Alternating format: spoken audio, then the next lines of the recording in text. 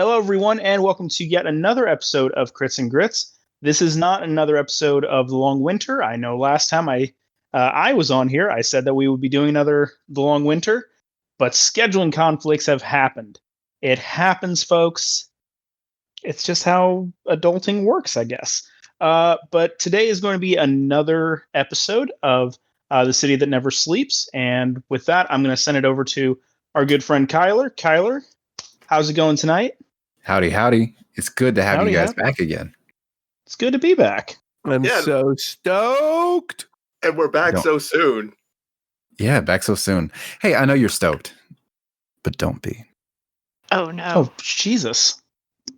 Kyler, don't do this to me. Don't you do it. Don't you do it. But he just says it so smoothly. It's like hard to get actually scared because it's such a calming voice to listen to. So I'm having some mixed feelings here. Yeah, it's like he's telling us to give in, and I'm gonna give in. Yeah, my name is Kyler. I am the current DM, the acting DM for now, and this is part 3 of The City That Never Sleeps. Part 2 involves some things that I may not remember, but there is someone who does, and his name is. I know my role. I know my fucking role. We love you for it. We love you.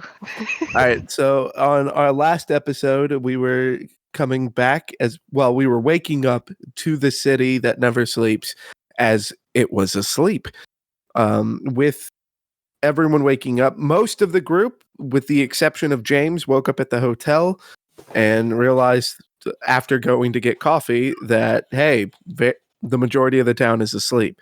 James woke up on the other side of town after experiencing the fresh maker and was trying to figure out where the hell he was. And trying to get his bearings, he came across, I forget the name of the school. Bard Ass District University. That's it, because it's Bad U. Bad U. Thank you. All right, so we trying to find the hotel, come across Bad U, and the rest of the group is also kind of heading out and coming across Bad U, and where we get pulled in and by the teacher. I forget the teacher's name, but we were told to get Jacob's homework. Jacob being a student that's kind of MIA at the moment. And when we go to his dorm at the Michael Jackson wing, we find his homework, but it also has a map that is a layout of the sewers below the university, but a path marked on the sewers. And James was very interested in this because Jacob is very clearly a dealer, and James wants in on that moolah. So we go into the sewers without turning the homework back in. Those sewers are pristine clean, and it turns out it's because there are these gelatinous slimes that just kind of act like a black hole and eat everything up. And we were able to avoid getting eaten by these gelatinous cube slime thingies, but James has ended up on the other side of them, and he is planning on going on an adventure to where this map was leading out. That's where we left off. James, you are the only one with the map, aren't you? Yeah, well, I can't remember if I kept the map. I think I did steal it, but I technically didn't even need it. Although, oh no, I did need it because the layout's different than what I remember. Yeah, it's been a couple of years since you've been here. Hey guys, I'm going to hang out with James for a second. Is that okay with everyone? Ooh. Yeah, I don't feel like we have a choice. Oh, I mean, when you say it with a smooth voice like that. You don't have a choice. That's the fun part about being a dungeon master, right? Okay, James. Hey, how you doing, man? Hey, what's up? It's been a while. Yeah. Don't hurt me. Oh, I won't. As you walk through the sewers, talking to yourself, it's a voice in the sky asks you how you're doing. You look down at your map and notice that you are 2 blocks forward. And listening on top of the sewers from when you were a kid, you remember that there used to always be music blasting down from the manhole covers up above. And something about the pure silence of these sewers just, it's not creepy, but it's different. It makes you feel alone. As you look back towards the darkness, you don't see your friends. And you've made it such a ways that you don't hear them calling. You find yourself in the black, by yourself, with unknown amounts of gelatinous cubes roaming that are very hard to see. And as you keep on walking, you find that your light begins slightly reflecting off something. Make not investigation, a perception check. I'm so afraid already. Okay. Ha. Oh, sweet. Okay, dirty 20. Oh, nice. Okay. You definitely have seen a gelatinous cube right in front of you, blocking your path. It seems to be moving away from you at this point, and it looks like it's just picking up trash in front of you. However, to your left and right, you don't see any other paths. So imagine with me for a second. Use your imagination. How big did I say the sewer was in the long ways? I think 10 by 10. And however long they are, the gelatinous cube fits perfectly within this 10 by 10 square. Since it's in front of you, you can't go past it. However, it is moving away. What are you going to do? I'm gonna follow it while trying to maintain the same distance that I'm at. Like, I don't want to get closer, but I'm gonna just kind of mosey along at the same pace that it's moving. Very good. Okay. This slows you down a little bit. These things don't move very fast, but after a moment, it does come to an opening where you can now go left or right. Checking on your map, you know the correct direction is off to the right. Then I'm going right. Hey. A few more steps and you come to an open area where the square is now 30 by 30. You can see a ladder going down into the darkness. And if you remember anything about the last large square, there's water dripping from up above. It's going into the large opening in the sewers, and you can see the water being sopped up by something down there. You know, by process of elimination rather, that there is a gelatinous cube down there. However, you must at least pass it to get where you're going. But something else catches your eye as you move your light around. Just a glint of something. Make one more I keep on saying it. Perception check. Okay, don't fail me now. Don't fail. Oh god, I think I failed me now. That's an 8. You see something stuck on the wall. You can't quite tell what it is. It's about 20 feet up. It looks to be black and in the shape of a square. There are several wires coming out of it as well. I want to. Well, can I stay wide of it since it is like a 10 by 10 little hallway? So this open part is a 30 by 30. So the 10 by 10 is spilling out into the 30 by 30. And the large black whatever it is on the wall is in the 30 by 30 room. So it's up there a little ways. Interesting. Okay, I'm going to try something silly, I think. Okay, cool. All right, I'm going to cast Mirror Image. So with that, it makes 3 illusions of myself. So they move and mimic my actions. So I'm gonna cast Mirror Image, and then I'm gonna try to, like, after casting Mirror Image, I'm gonna try to move across. But I'm gonna try to, like, I don't want to go directly down the middle. I want to kind of almost do like a semicircle, try to stay out of the center of the room with my illusions. Okay. As you do that, and the mirror image begins to take form in the bottom of the longer area of the sewer, you can see the gelatinous cube begin to stir and move towards it very slowly. This gelatinous cube is much larger than the 10 by 10s. It fits this 30 by 30 square perfectly. These things seem to be made specifically to clean the sewers, and why the sewers are so immaculate. It does not move fast, though. About 5 feet. Yeah. Is it 5 feet? Yeah, it is. 5 feet. per round. So they don't go very fast at all. All right, so your mirror image is out. What else are you doing? I'm gonna get out of here as quickly as I can. While just trying to not disturb these things any more than I already have. Okay. Looking down at your map, you know the correct area to go is off to the left. You know that as you are gaining, you are finding yourself further and further away from your friends. And the gods be with them, because I already know that there's more gelatinous cubes back that way. So I'm moving. I'm just trucking. Yeah, that's the spirit. Fuck them. Okay, awesome. All right.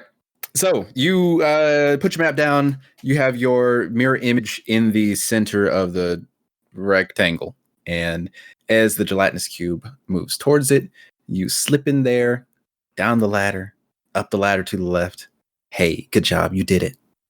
All right. What are you going to do with your mirror image, by the way? Are you going to leave him there? No, I want my mirror images to keep coming with me for as long as the spell lasts.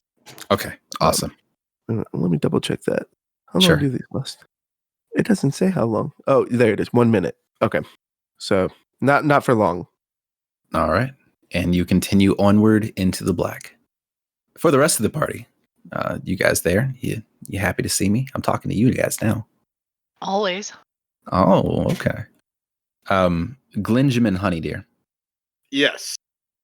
you are covered in some acidic slime still and is uncomfortable. It's not doing any damage, but it is uncomfortable. I'm not going to impose any penalties to this, but you're uncomfortable. It's like being covered in honey. Glenn's kind of comfortable. I mean, he was a frog before he was a human, so damn. So being covered in a honey-like substance is no problem for you. yeah, Glenn's not even phased. Okay. I'd probably prestidigitate it at least out of his hair. Have a little pride. Okay. That sounds good. You're currently in the black. You have avoided both of the slimes. And you think you're going the right way. Except that's really hard to tell. Your friend, James, has moved forward, and he's apparently moving at quite a pace. But just then, you hear steps. Step, step, step, echoing through the sewers. And wouldn't you know it, your boy Killer Croc is walking straight up to you. Oh shit. Question. Glenn's diving in for a hug immediately. Oh, I was gonna ask, does he have condoms over his shoes? He doesn't wear shoes because he's a big old lizardy boy. Okay, so no condoms on your feet. No. What were the condoms again? There was the Jimmy hats. Yeah, Jimmy hats. Jimmy hat. Magnum worst. XLs.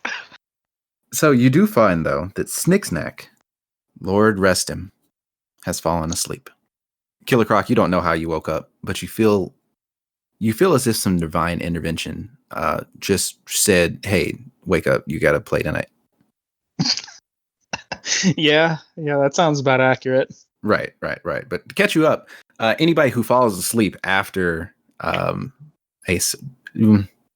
anyone who falls asleep after everybody is asleep stays asleep. But you just miraculously, maybe you did too much Mentos that last night. I don't know. Whatever it is, you woke back up. Good job, man. You're strong. Oh yeah. Oh yeah. All right, so we've got Killer Croc. We've got the whole party back at one place. Got it. So you're in the blackness of the sewers. Go ahead and make a survival check because you don't have the map. You did look at the map. Let's hope you can figure out where to go. Just everybody can roll one.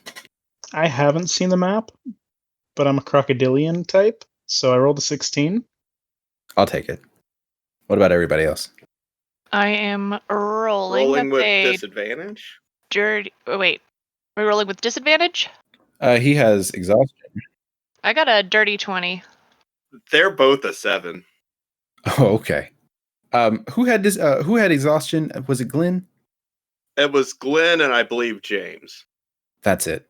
Okay, I'd forgotten about that, but now I Correct. remember.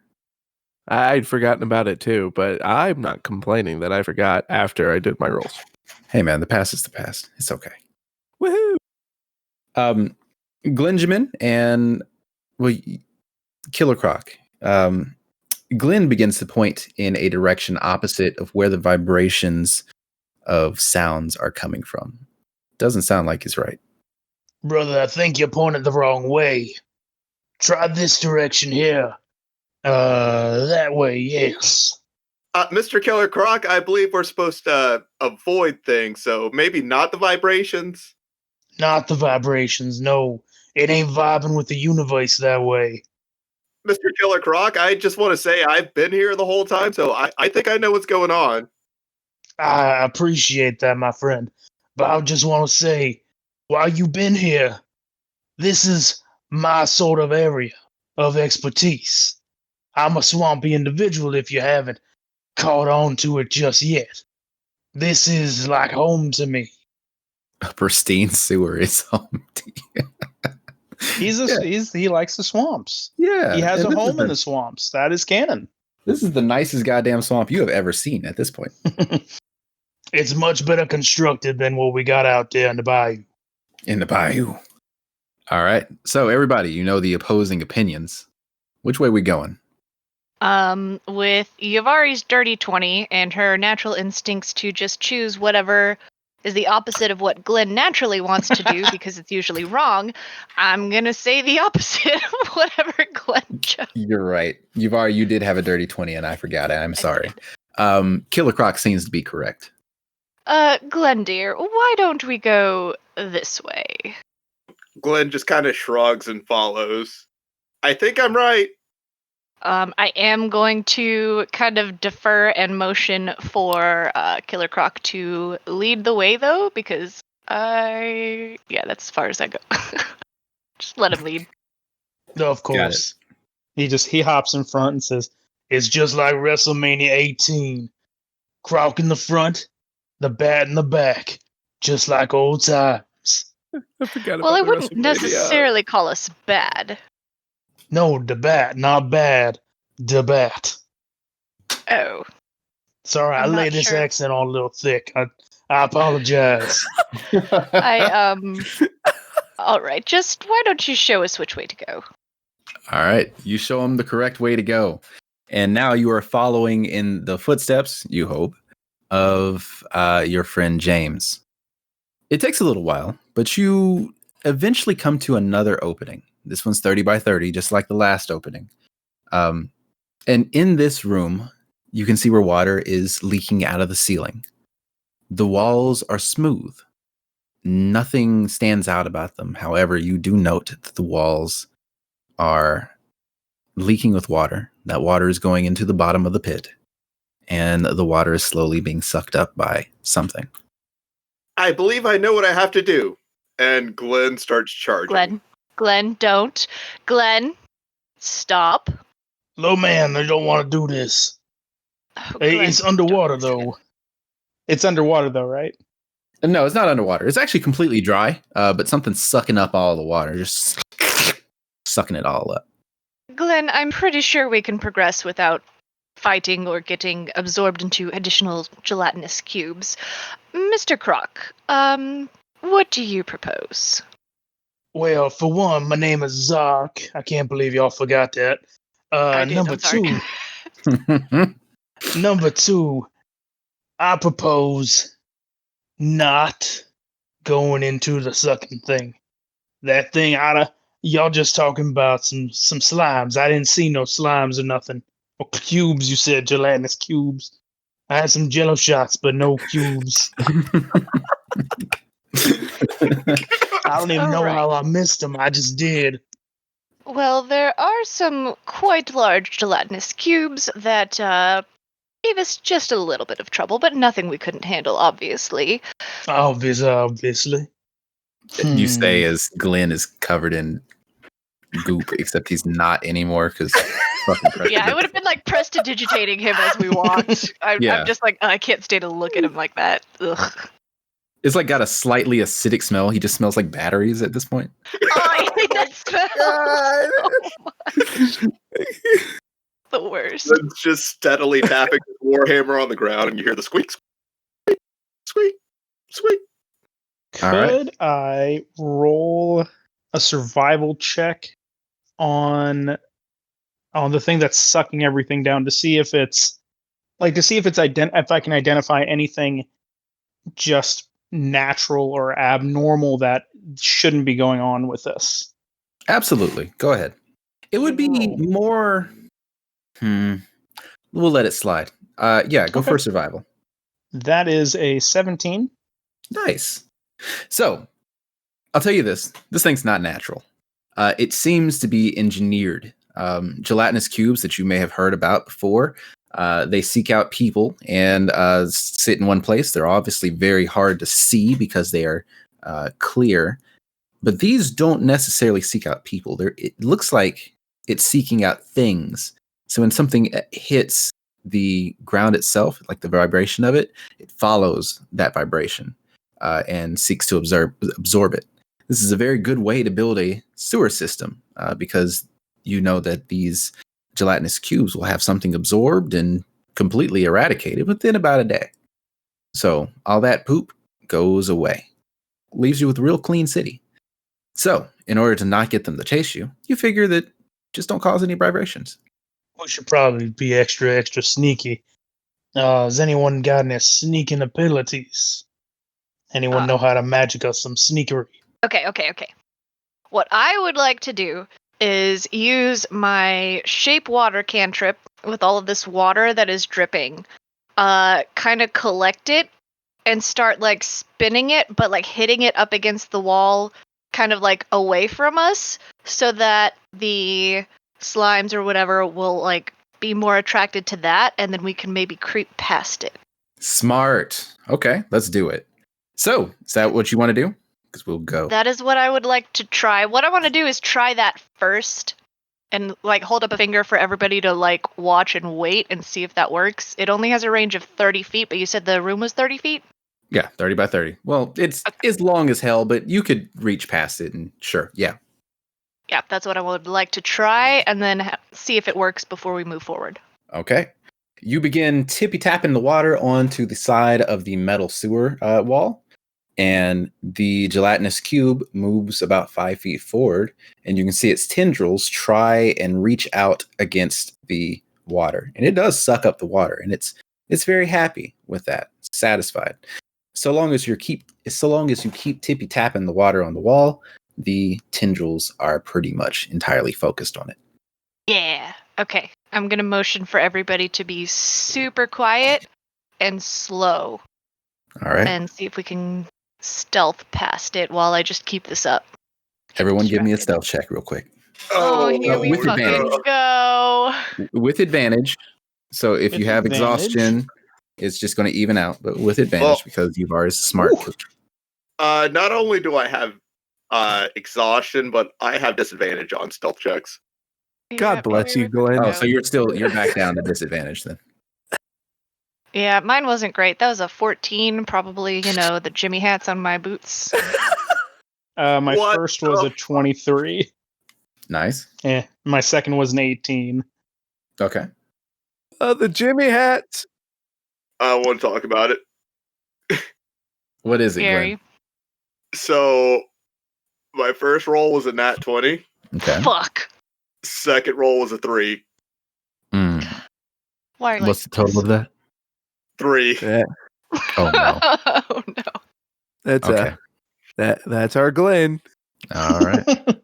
That's our Glenn. I'm not going to ask anybody else at this point. Okay, so you all get down. Yavara, you're nice and sneaky as you're controlling the water. Fuck, I forgot to take this one. Killer Croc, give me a survival check again. Yeah, sure. Just to know where you're going. That's only an 11. Okay. You got a good idea of where the vibrations are coming from, but with Yuvari's tippy tapping, it's hard to tell. Oh no, I just need a dice. Give me a dice. Roll D100 because I'm too lazy to use the dice that are already on my desk. Roll a D100. Mad respect. Okey-doke. I've got my dice. like, Actually, right yeah. next to Why don't me, I and just I've get been you to roll a rolling. D100? I've been Yeah, got it. Oh rolling. no, on. who's rolling a D100? That'll be me. fuck. Digital D100. Here we go. That's a 76. Understood. You're pretty confident that the right way to go is off to the left. So the way these openings work is there's a ladder downward into the pit itself and another ladder going up on all four sides of the pit.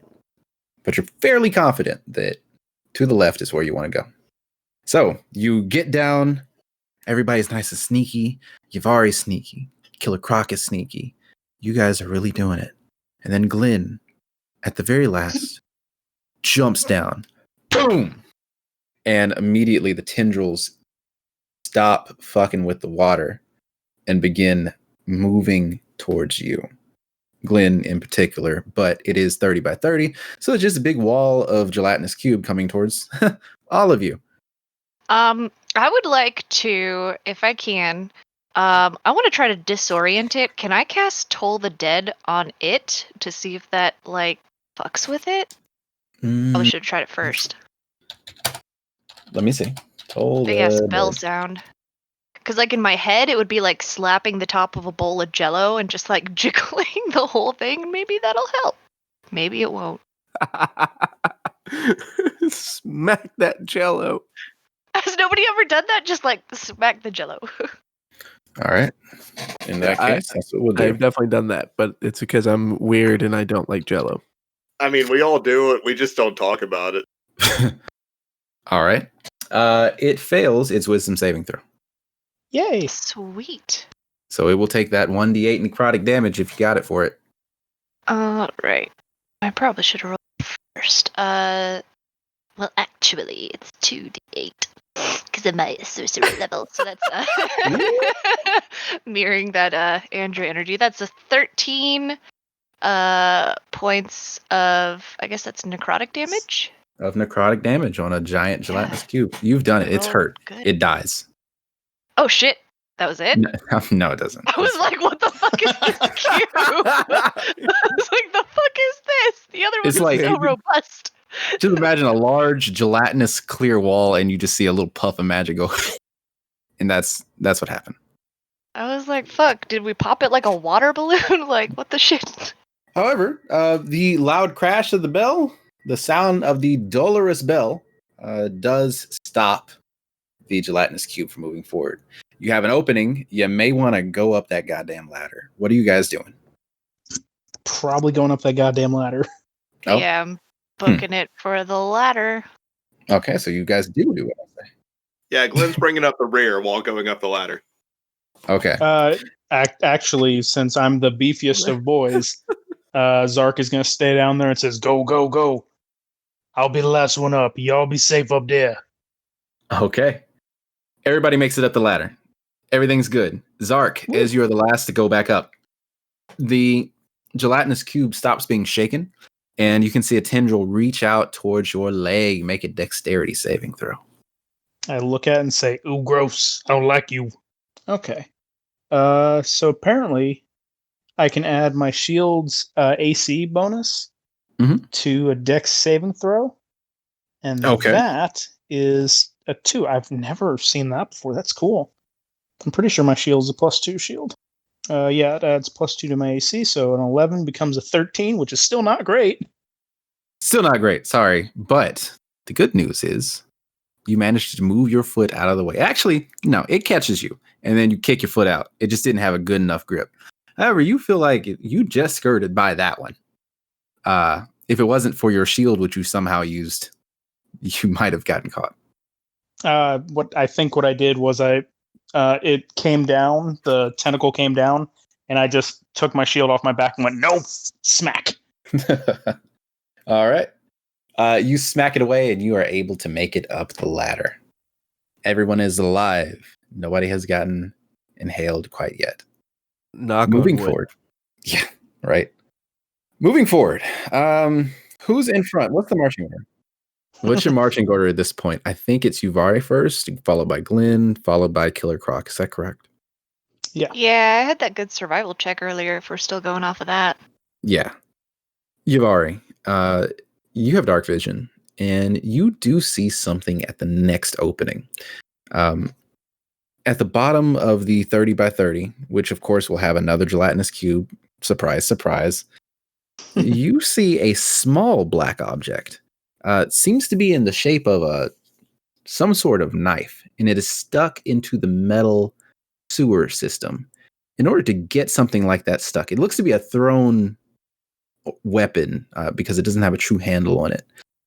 In order to get something like that stuck would require an incredible amount of strength. But you can't quite make out what it is until you go down there. Knowing a gelatinous cube is there, may be hard to see. What are you doing? Ooh. Is it stuck in? It's stuck in like a metal thing. Yeah, it's stuck in the metal sidewalls.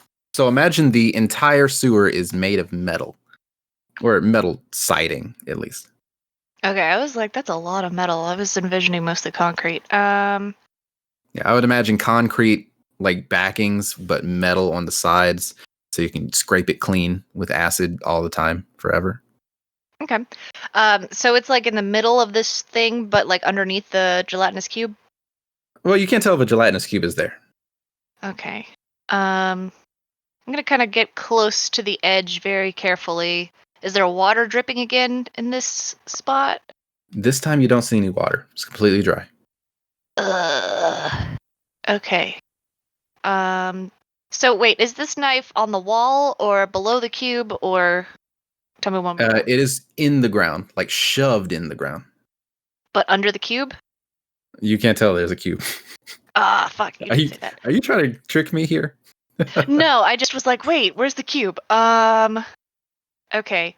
Can I edge up closer to this and make a perception check to see? Oh, wait, no, you know what? What I'm going to do, I have items that I can use for this, I think.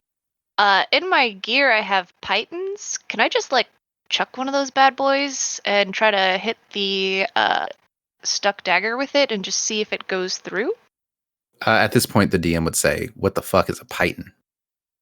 It's the steel spike with an eye through which you can loop a rope, according to the D&D Beyond description. It's like the rock climbing shit. That's what that thing is called? Crazy. We learning. Crazy, right? Oh, and I hope I'm pronouncing it right. I've heard of multiple people say python, so... speaking of words that we learned, the big... All right, so you're on a boat, right? And there's the big stick, and then there's a piece of cloth to it, the sail, right? You know what the big stick is called? The mast? It's actually called the frizzen. What the fuck? The frizzen comes off of the mast.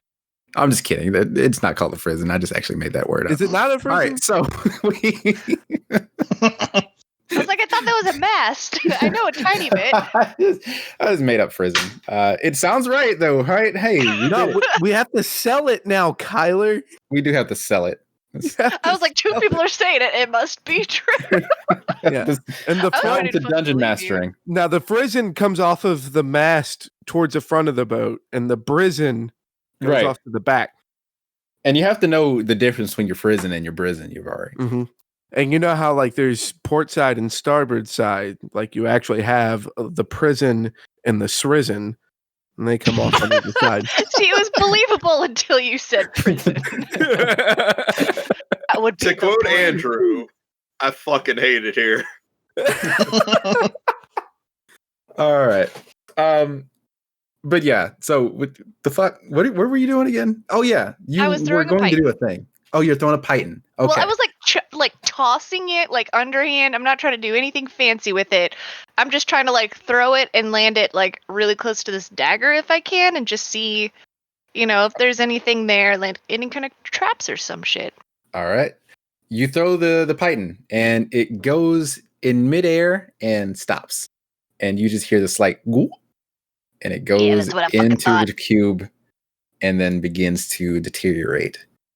And that's interesting because this particular knife that is in the ground is not deteriorating at all. Okay. There's no water to distract it with. And the sides are metal. And so there's no like. So would concrete be considered stone in any way? For the sake of the mold earth spell, which includes stone? You're going to ruin a whole sewer system? Okay, yeah, go for it. No, I just wanted to take like a little rock. Big champ. You got it. I want to take basically a fist-sized chunk of this cement from wherever and just start maybe clanging it against the metal wall of the sewer. Sure. Okay, so there's the metal wall and then the cement. So the cement would be behind the metal wall. I guess you could take a bit of concrete and just start tip-tapping it. That makes sense to me. Yeah, not trying to destroy anything. Just like, see if I can get this invisible cube to like do that instead of fuck with us.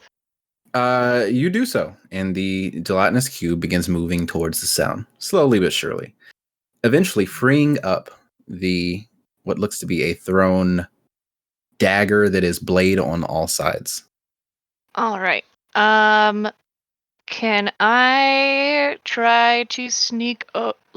Okay, so this is down in the pit thing, and I gotta climb down there to grab it, and then we gotta decide which direction to go after that? Yep. Oh, which direction looks like the best? You guys can all make another survival check. One. Okay. Fuck.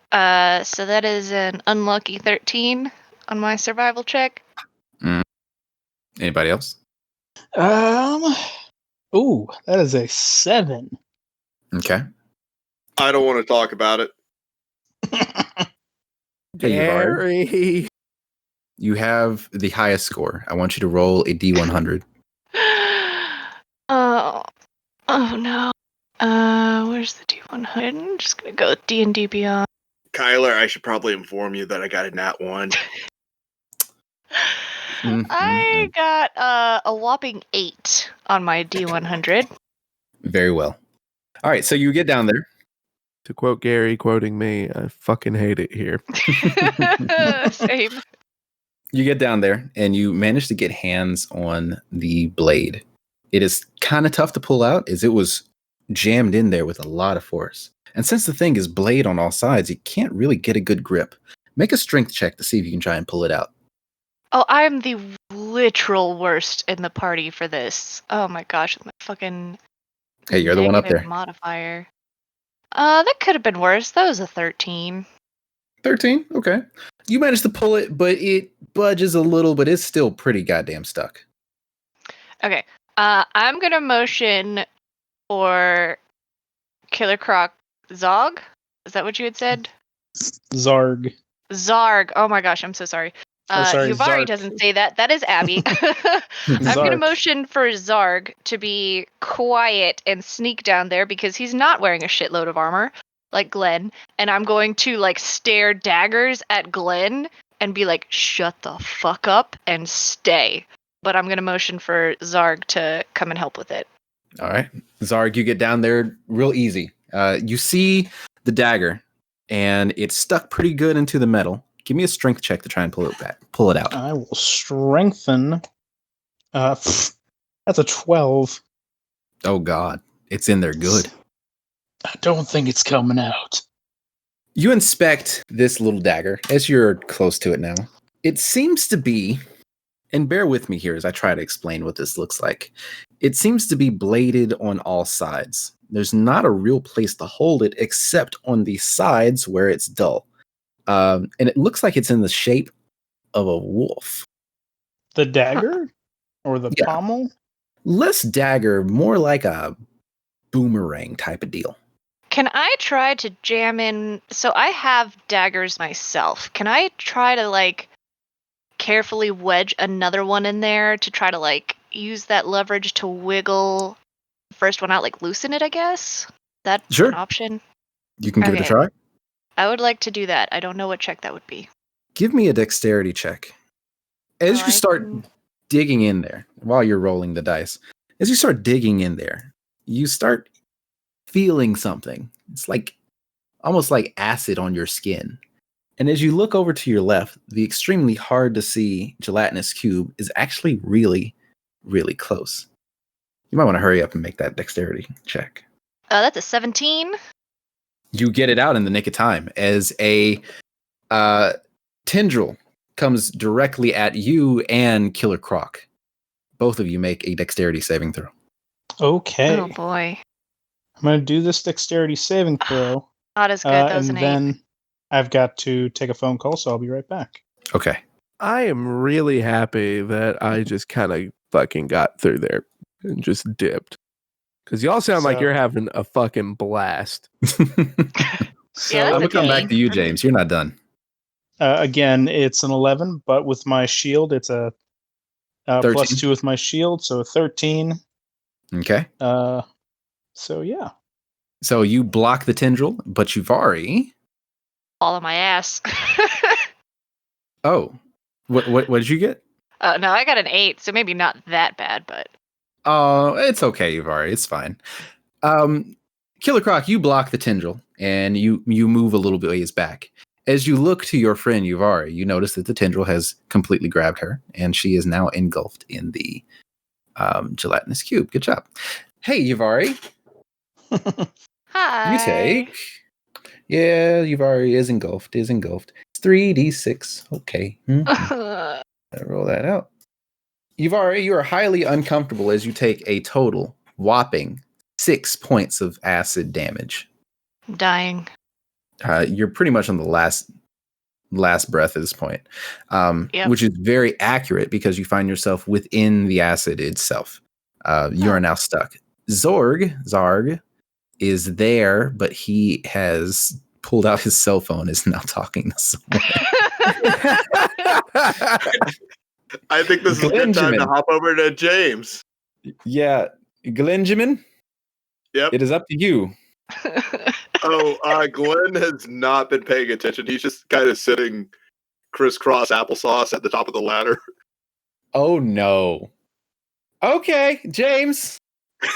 He was told to stay back and shut up. That's exactly what the fuck you did too. You're having a horrible time. We're gonna come back to you. Fuck. Hey James, how you doing, man?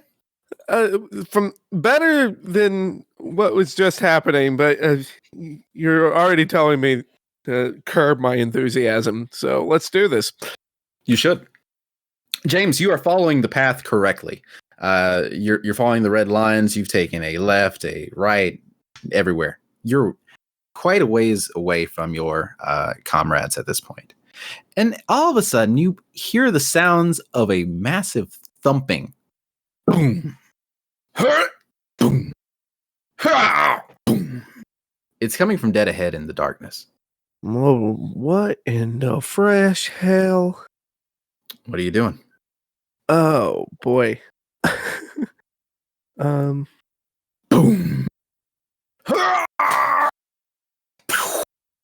Okay, I'm reading my spells again real quick. Pow, pow, pow. I'm just making sounds at this point. Alright, You're a cleric. You inflict wounds. And as you're deciding what to do, as you're hearing these noises, it suddenly stops and silence falls. well, that definitely don't sound good. And So James, it's silent. Well, okay. I'm gonna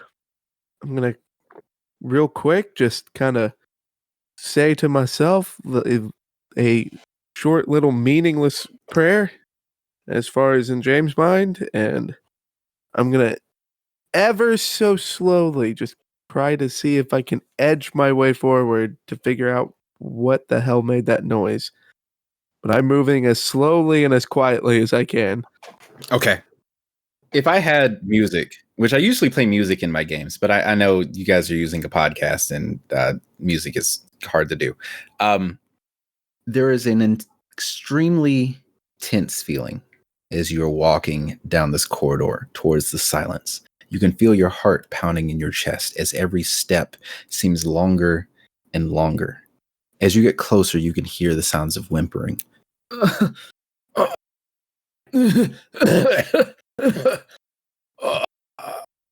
And the sounds of someone in extreme pain are the only things you hear coming from that direction. Do you keep on going forward?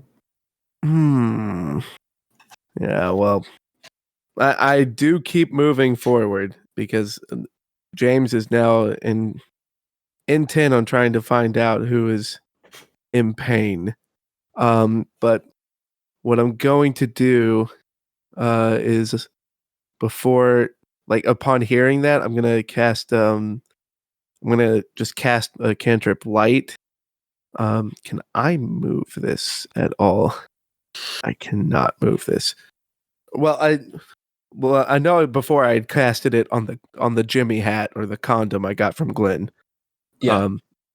I'm gonna check my pockets just for something. I'm gonna just grab any object, like small object, and cast light on it that I can throw ahead of me. Okay, there's some solidified gelatinous cube. Fuck it. You get it. Yes. Okay. And is it the cube that's actually making that noise, or is that all I see? Like the noise of pain. That's all you see. But as you throw, are you just throwing the I'm imagining I get like a coin, like some change out of my pocket, casting a light and just chucking it. Right, that probably makes more sense. Forgive me, you're DM stupid. Okay, so you throw the light, and it eventually lands into the next clearing, which is another 30 by 30. And down there, you can see just shadows on the wall from the light itself. And there is a large shadow of a man hunched over in an odd position, and he seems to be in pain. All right, I'm gonna go. All right, don't you worry nothing. I'm on my way. No, wait. He's here. He's here. Who's here, son? He starts looking up. As you inch towards the edge, you can see that this guy is actually handcuffed. His face is beat the fuck in. And he looks at you dead in your eyes and he says, "The wolf is here." And he starts going silent, looking around with fear in his eyes, expecting whatever just beat him up to come back. Well, shit, son. I don't know nothing about no wolf, but whether he's here or not, we gotta get you the hell out of here. I gotta get the hell out of here. I'm gonna. Of course, I don't have. You can tell that I'm not used to playing spellcasters. One, I have to keep looking at my spells, and then two, I don't have like detect magic on me. So I am gonna go ahead and I'm gonna cast Cure Wounds on him. Okay. I'm gonna cast Cure Wounds on him, and while I'm casting it, I'm gonna just really quick, just be like cast it, and while casting it, like ask him like, "Well, whatever this wolf is, you see which way he went?" His eyes were, you know how you punch somebody in the eye and they swell the fuck up? They were all swollen. And he says, I didn't see him. I was just down here doing some business. Thank you, sir. I really, really appreciate it. Don't mind it at all. What's your name, son? Jim Bob Thornton. Jim Bob. Nice to meet you, Jim Bob. It's a shame you're not the fella I'm looking for. Hey, man, I don't care what fella you're looking for. You go down that way, you're finding something bad. I assume you're here what I'm here for. I wouldn't assume so much. What you down here for? Come on, man. I'm scoring crank. Well, shit. Are you not here to score no crank? Not necessarily scoring crank, but at least trying to figure out who's on the pipeline for some crank. Make a perception check. Ooh, 22. You catch the fleeting movement in the darkness on the top of the ceiling. As you look up to see what that movement was, which the other guy, Jim Bob, didn't even notice at all, you see nothing there. You feel like something is in here watching you. Well, Jim Bob, we're going to have to cut this conversation short because I think your friend made his way back. And okay, I gotta get into character, and this is gonna be so shitty.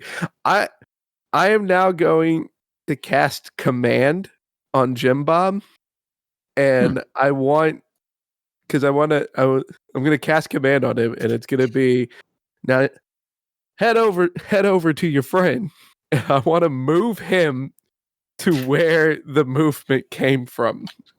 Okay. He can't fly. It is 30 feet up. Oh, it's like 30 feet up? Okay, never mind. He was on never mind. the movement was on the ceiling itself, but he does walk over to where the movement was. And I do want to be loud. And it's like, all right, now that you're over there, let's figure out what your friend's doing over here. And I'm now gonna cast Guiding Bolt up there. Starting to run low on slots. All right, so that is a flash of light streaks towards. Yeah. All right. You cast a flash of light, and nothing is in that corner. Whatever it was snuck past you just barely. Oh, well, that can't be good. So in D&D terms, its stealth roll was just a hair higher than what you had. Oh no! That can't be good. All right, Jim Bob. Let's go on out of here. You go ahead and just keep watch over there. And I'm gonna use Jim Bob as a shield. Like I'm gonna be on him, and I'm gonna start moving, trying to get out of here. Okay. Back to Yuvari, Glenn, and Killer Croc. 131, 132. Oh no! I didn't know you could count that high. Killer Croc, you get off the phone, and as you turn around, you don't see Yuvari anymore. In fact, you may hear Yuvari. Hey, Yuvari, you mind doing some acting for me? Muffle yourself and scream. Just like, Oh! yeah, you hear that. Intern friend. I think our friend here's in a bit of trouble. We better save her. 137, And 138. no counting. No counting. Yuvari, take another. And he pulls out his maul to get ready to smack on the slime. Okay, that works. You've already taken another 9 points of acid damage. Oh no! Of course I do. You're also suffocating, but this is D&D, and we're actually out of combat, so you're gonna die pretty quick. All right, so Killer Croc, you got your mace out. You're gonna start swinging. It's a big ass wall. You imagine its AC is pretty goddamn low, so go for it. I take a swing. Really? That's fine. A 16 to hit. Oh yeah. Oh yeah. So that's gonna be my first, and that's gonna be 10 points of bludgeoning damage. Okay. Cool. That's what I And imagine I'm the gelatinous cube makes when you hit it. Take another swing. Ooh, a nat 20. Nice. So this is gonna be 4d6 plus 3, and that's gonna be a whopping 17 bludgeoning damage. Hell yeah. So 2 swift strikes against the gelatinous cube. It takes them and seems relatively okay because the DM probably failed to tell you and you didn't know. You can actually utilize your action to save or try and save Yuvari. Ah, that's true. I could have done that, but I was trying to dig her out. Too. But I get it. I get it. But it's a failing on my part because I didn't mention. It's not quite working the way I was hoping it would. Glenn. 207. No, stop damn counting. Stop your damn counting and help me out here. I'm counting the ceiling tiles. I was told to stay up here and not make any major noise. Okay, now we need you to make some noise or come down here and save your boss. As you say that, Killer Croc, make another dexterity saving throw. Shh. Sure. I was gonna say a curse word. Sure. Oh no, that's a natty 1. Oh my god.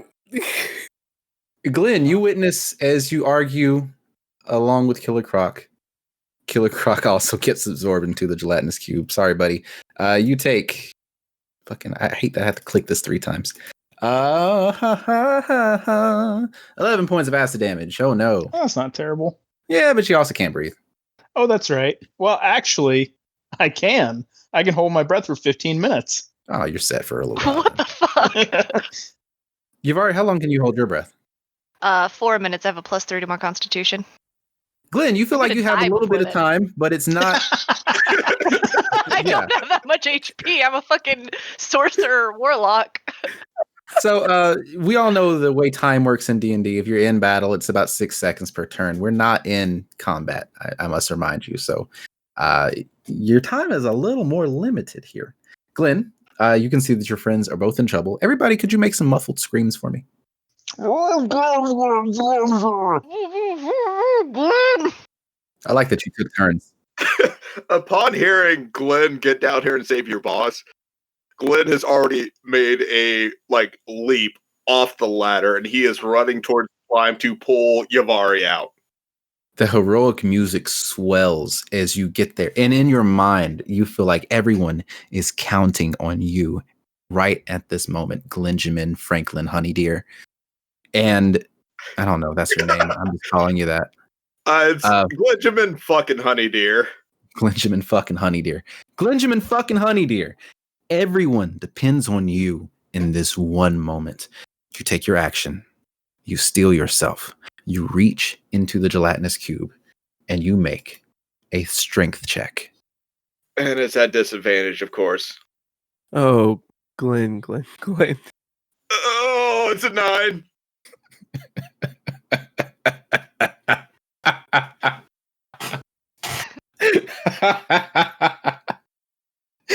That can only be a good thing, right? So the first thing that popped into my head was the "We're all in this together" song from fucking High School Musical. Where that's the only line I know is "We're all in this together." We're all in this together. Glenjamin, Oh my god. as you reach into the gelatinous cube, you fail the strength check. Oh no. You take 8 points of acid damage, and you find yourself unable to quite breathe, as now the entire party is stuck in a gelatinous cube. I would like to rage. We can't cast spells, can we? So, what you can do in the gelatinous cube, hang on. Engulfed creature can't breathe, is restrained, and takes 66 acid damage at the start of each of the cube's turns. When the cube moves, the engulfed creature moves with it. An engulfed creature can try to escape by making a strength check. On a success, you will escape. So all of you can try to escape, but we're going to see about that. Another question. So technically, we can't breathe in, but could we breathe out to do a verbal component of a spell? I'll say yes. I would like to Misty Step out now that I'm remembering I have that fucking spell. Good job. All right, you do. Damn it. Okay. And I would like to rage. Okay. And because my rage is Totem Warrior, I have the Totem Spirit of the Bear, which means I'm resistant to all damage except for Psychic. So now I'm resistant to acid damage. Yep. Yay. And you can breathe a real long time. And I can breathe a real long time. Or hold your breath. And I also have advantage on strength saving checks. Oh. Yeah. Okay. That'll be your turn. Well, no, that's a bonus action. So no, do it. Do whatever you gotta do. I'm going to try to burst out of there. Okay. And I do see Glenn there, and he's not looking so good. So I'm going to heroically wrap my arm around his waist as I use my other hand to just try and burst out of there. So attack or strength save. I would say a strength save at advantage, but if you're going to try and save Glenn at the same time for a twofer, let's call it a strength check at disadvantage. While he's doing that, can I make it Misty Step is a bonus action. Okay, excellent. Hey, that works. While he's doing that, to make it just straight instead of disadvantage, can I cast Toll the Dead to try to like fuck with it again? You can. And yeah, it's just going to be a straight roll, Killer Croc, after some thinking about it. That works for me. Oh, motherfuck. That is a 9 only. Oh no, you are in there and you have Glenn and you now hold hands and everything's nice. Aw. What were you doing, Yuvari? I was trying to cast Toll the Dead to like disorient it again and see if I can get it to like chill the fuck out just a little bit. Okay. You know, hurt its ears. You do Toll the Dead. I am not even going to bother with that wisdom saving throw. It's not going to make it. Okay, it's not. So I know, a little bit of metagaming. Sorry. Right. Go ahead and do that 2d8. That's another 13 because I'm rolling pretty good. Watch me roll trash from now on. You guys have done some decent damage. Hey, you are allowed to roll good since how many nat ones have we got between Alex and Gary? That's true. Somebody's got to roll middle of the road over here. Yeah, but that was 13 necrotic damage. Oh wait, Toll the Dead. Is that the one where it does extra if it's hurt? It's already taken damage, hasn't it? Yes, it has. Okay, so with Toll the Dead, it takes... I was going to say it takes 2d12, but I rolled 13 again on 2d12, so it just doesn't matter. 13. 13, okay. Got it noted. All right. It is now disoriented, so any attempt to try and save it within the next one round, which we're out of combat, so it's just going to be your, 2 more actions until its turn, will be at advantage. What you got, Glenn? Yeah, what you got, Glenn? Glenn can't quite communicate with anyone right now because, he's breathed in a lot of slime. But Zark has arms wrapped around Glenn. And Glenn just saw Yuvari Misty Step. So Glenn is going to channel everything within him to Misty Step and somehow try to take Zark with him. Sacrificing his last second level spell slot. Ugh. He's had a third spell slot. I know he can't take anyone with him, but Glenn believes he can. I mean, that's fine. I don't. Hang on. Let me really read this real quick. No, I'm resistant to acid damage, and I'm a strong boy right now. So what'll just happen is, you'll be in my arms, nice and cuddly and safe, and then poof, gone. Yeah, that's exactly what I was gonna say. You just poof out, and you're good, but your boy is still in there. Like I said, Glenn believes he can do it. Gary, the player, knows he can't pull Zark out, but Glenn believes he can. And now that he's popped out, he's just like, "Hey, oh no, oh." All right. So now, Killer Croc, you are stuck within the gelatinous cube. You begin to struggle and begin to break your way out of there.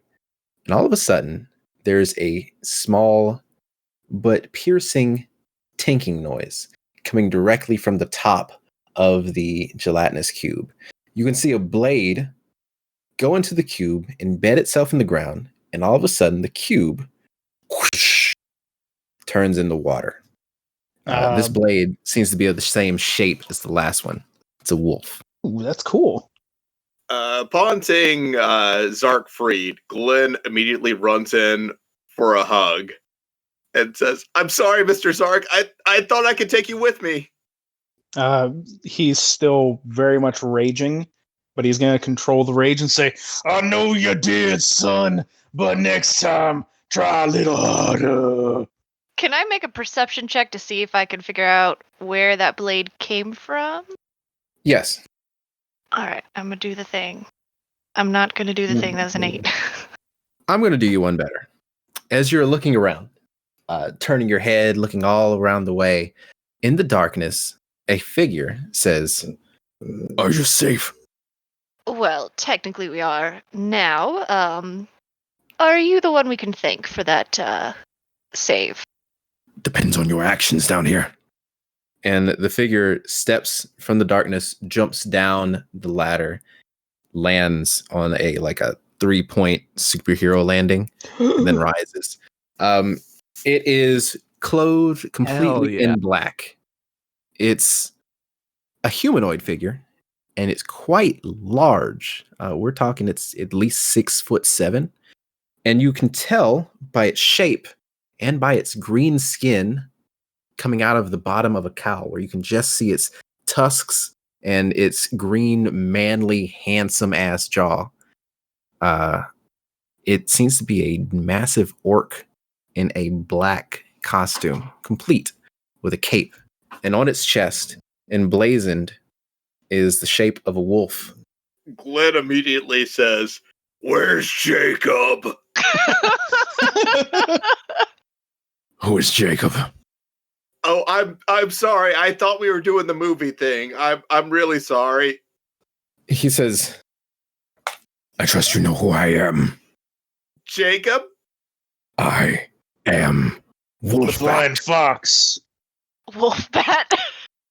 Oh, you're not the flying fox. I'm not That the makes flying more sense. No. I wrestle him every once in a while. He dresses like you, but a little bit more ostentatiously. Know that I can see you. You are members of the Pride. Very well. What is your business down here in these sewers? Ne'er-do-wells. They lurk here. Well, first off, I would like to compliment your aesthetic. I am 100% digging that. Second, thank you for the save. Third, we are looking for a gentleman named Jacob, and I assure you, as soon as we find him, we are intending to leave post-haste without disturbing or bothering anyone or anything else. That is our only goal here. I promise you, I am not a fan of the sewers. You can have them. Jacob Weinbacher. He's one of the leaders of this drug smuggling clan. They've been using these sewers, and I've been tracking them down for months. I will not have this trade in my city. Pride, if you are as good as they say you are on TV, assist me in taking down this group. And Glenn says, Jacob's been smuggling drugs in and out of these sewers for years. How come no one's doing anything to stop it?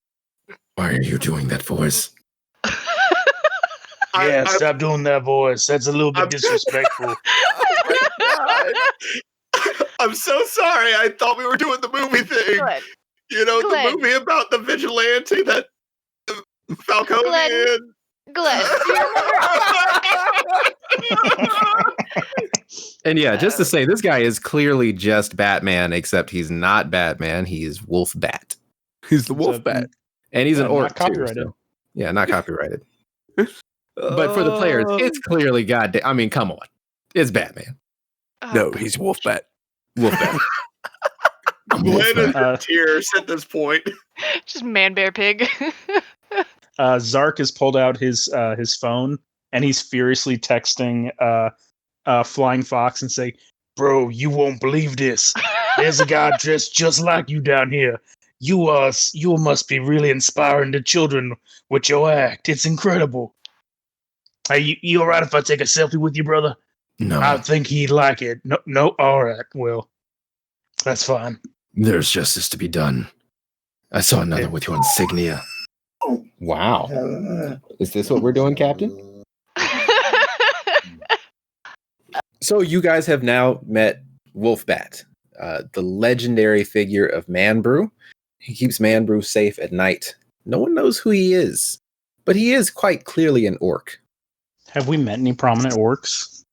Like vigilante-sized, wealthy orcs? Make a history check at disadvantage. I already have a -1, so that's not going to be much of an issue. Hell yeah. First roll. Ooh.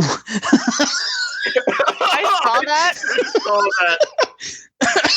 I saw that. I don't know if you saw my roll in there. I was like, I'll roll just in case. It's a 3 for me. Okay. I'm not even worried about it. That's a natural 1 -1. All right. You know of no prominent orcs. Glenn has a 12. Still no prominent orcs. But you remember something that someone said about someone's race. I'm 100% convinced that this is my wrestling arch rival, Flying Fox, just in real armor instead of just like stage costume. Glenn All is right. too busy crying to think about anything right now. So, upon meeting you, Wolfbat turns his back towards you and starts heading down the corridor. I believe you have a friend down this way. I was tracking your Jacob Weinbachler. He had a friend try to attack me. Wait, don't you have like an elf girlfriend or something? Do what?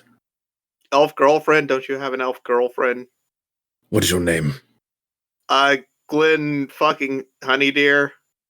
Well, I am the fucking Wolfbat. I didn't choose my name. Glenn, dear. And he turns around and Why- starts walking off. He's definitely not the family-friendly individual like Flying Fox, although he still could be. I've never seen him without his mask. I remember some elf crying about her orc boyfriend, I think. I don't. Oh, that was a What? different guy, because you saw that guy. He was sleeping. shit. Yeah, completely different. Glenn believes that is the case. Glenn, dear, what I believe just happened is you, roped us into a bunch of additional work because the original agreement was basically just to retrieve this Jacob person, and now we're apparently taking down a whole drug ring. And I don't believe there was any compensation in it for us, so next time, why don't you let me do the talking? Maybe we can at least get some money out of it. Thank you, Prime Minister Fuck, for this. I just give him a couple head pats and follow. They're very Wolfbat says, condescending. your friend Jacob may be the reason why the city sleeps. We must stop him before the city stays asleep. I would like to clarify that he is in no way, shape, or form our friend. We were just retrieving him for someone else. I've never met him, and I don't believe any of us have, so any of his wrongdoings, I would like to put out a disclaimer, they are not ours. Retrieve him for who? I forgot the lady's name. Was it for Some Fuck? school mom. That was she me, not worked for Navari. Prime Minister Fuck? For what? I don't know. I don't know. Does this have anything to do with the horn that was sitting on top of his notes? What horn?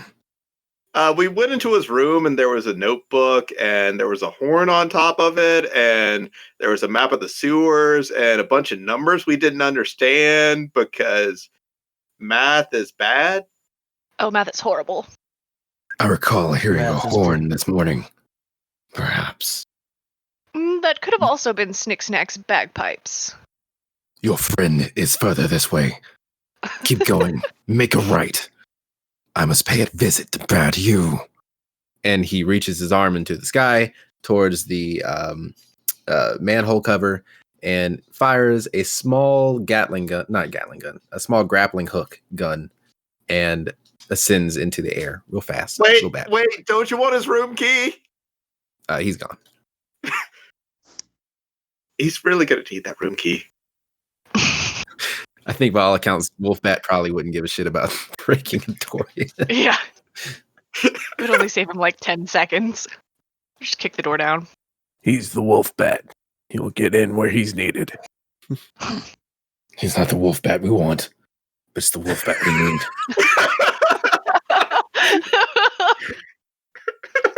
The only one this depraved city deserves. All right, but you've got clear as day directions back to James now. Yep. I'm going to follow them, directions. and I'm going to be in front with my 120 feet of dark vision. Okay, long story short, walk through, you find him. Yay, James, you're back Hey. with the party. Hey, look at that. Woohoo!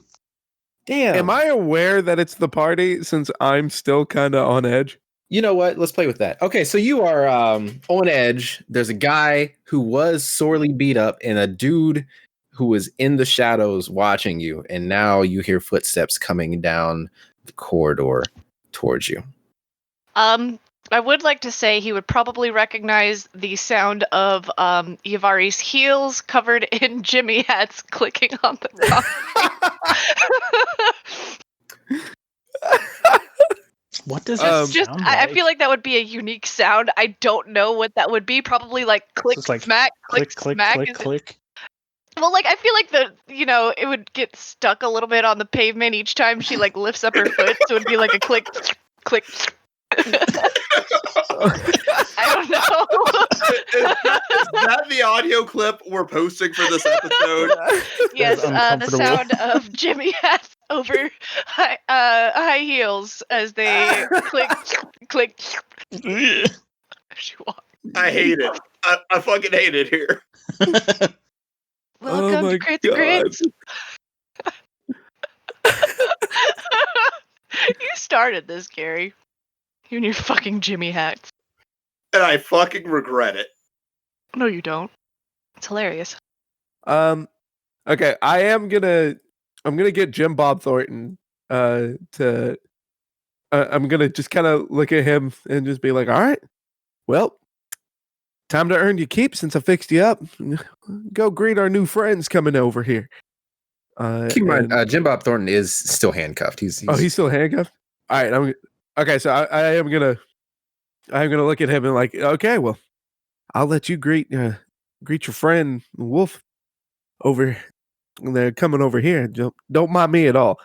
And I'm gonna do my best to like kind of get away from the sound while staying inside of Jim Bob, and then just kind of wait. Like I'm gonna ambush. Gotcha. The wolf. Unbeknownst to me, the Wolfbat. Okay. So you get behind a corner or something and then hide. So yeah. All right. You guys, the rest of you, come up across one single solitary man. His clothes are bloody, but he seems to be relatively okay. His hands are behind his back, and he's got handcuffs on. The guy seems extremely, we'll just say, unkempt. He's missing several of his teeth. His hair is all wild. The blood on his clothes suggests he is some sort of homeless murderer. Glenn immediately grabs him by the collar and says, Nope, Yavari was in front. "Where's Jacob?" Make a intimidation check, please. Okay, rolling with disadvantage. And with my +7, that's an 18. Jacobs, do you have the map? He's down at the entrance. He's preparing his boat. He's trying to escape here. Can I insight? Hey check guys, that? I think we found Jacob. Oh yeah, you can insight. Insight check that. Oh, that's a 14. Do I believe this guy? Man seems legitimately scared. Okay. He was just bullied by a 5-foot-something manlet. That looks like. Oh yeah, Prince. how tall was Glenn? He's like 5'2" or something. I can't remember. He is. Oh shit! I Not forget that very tall. Yavari's taller than him. Shit. No, he's because a this sweet is baby boy. fantasy. I'm assuming that I am hearing all this, right? Like James Yeah, is you still close enough to hear all of it. All right, yeah, because I am gonna. This is fantasy. I'm 7 foot tall. I want to come around the corner now, like after hearing that, and be like, Jim Bob, you didn't tell me about no boat. Oh, You didn't hey. ask. Does Glenn still have a good hold on the collar? Yep. Where's the boat? You have to follow the map. The map will tell you where the boat is. There's a stream that goes down river. Gets right out of Manbrew. Where's the map? If you're down here, I'm surprised you don't have one. I got a map. Okay, where's the map? He has the map. James has the map. Where's the map? There. Glenn. Shut up, boy. Glenn. This is the part where you're quiet and you let the rest of us do the talking. You have many, many talents, my dear, but that's not one of them at this moment in this situation. So, excuse me, sir. What is your name? Jim Bob Thornton. I didn't forget it. Glenn kind of leans into Zark and says, I bet him and his girlfriend have like these matching blood vials, which is kind of weird. It's a little romantic, though. I mean, what if just in case he has to get some blood taken or whatever like that, instead of having to get the blood taken, they already got a sample. And that's romantical. I don't know about that. I don't know about you, but I think that's romantical. Okay, so here's what we're going to do is, first off, let's stop complimenting the man that's probably part of this big, horrible drug deal that undoubtedly has killed many people from overdoses and what have you. Second, Mr. Jim Bob bullshit, what the fuck ever your name is. How do we know Jacob is actually there? Because I do have many skills, including killing people, so I recommend you, truthful with us here. Okay, I'm going to try and do a sound effect that is, that flashback sound effect. Everybody imagine that, like from Doug. Doodle-loo-loo-loo. Yeah. We were walking through the sewers, making our way, walking fast. Gelatinous cues passed, but we were homebound. I can't do this. I can't do this. We sang to ourselves the song of the people. Do-do-do-do-do-do-do. And then suddenly things went quiet, and we knew he was coming. The Wolfbat. Things I have nightmares about. Wolfbat handily defeated us. And Jacob took the stash and ran. I know he's going for that boat. He needs to, because the rest of the shit is on the boat. So, basically, you've just been stalling us so he can get away. Perfect. Y'all have stopped to talk to me. I would like to go home. You can see Glenn menacingly tapping his warhammer on the ground, and you hear the squeaks. See, here's the problem with that, is you're not going home. If anything, you're going to jail, if I decide you live. So, let's, go and find that boat first, and then we'll decide if you live or die. So, chop chop, let's go. Miss Yavari, shall I gather more information from this guy? No, we're going to do that while we walk. Before you decide to kill this guy, real quick, Jim Bob, that I got an idea that you and Jacob aren't the brains of whatever operation you got going on with this boat and down here in these sewers. Who sent you down here? Jacob doesn't tell me anything. He just said we had to go out of the city fast, and so I went. I want to. Can I roll insight on whether or not I believe him that that Jacob has kept him out of the loop? Okay. I'm so proud of you, Andrew. Roll an insight. Okay, well that's a 7. Seems to be telling the truth, man. Thank you for that +4 modifier, I guess. Oh no. All right. Well, Mr. James? Mr. James? Yeah. Yes, son. What is it now? I can make him talk. No, we're walking, and then we'll figure out the talking. Let's go. Drag him along. And I got a feeling that the more I'm hearing about Jacob, the more I want to be talking to Jacob. So, how about you use your newfound whatever's going on with you on Jacob when we get to him? And Glenn is just excited. Oh my God, what have I done? Yeah, Yavari's just gonna walk in the direction she's supposed to go and just like snap her fingers like, Glenn, drag him, let's go. Okay. So it takes a little time, about 20 minutes of walking, following the map and avoiding many different traps of gelatinous cubes.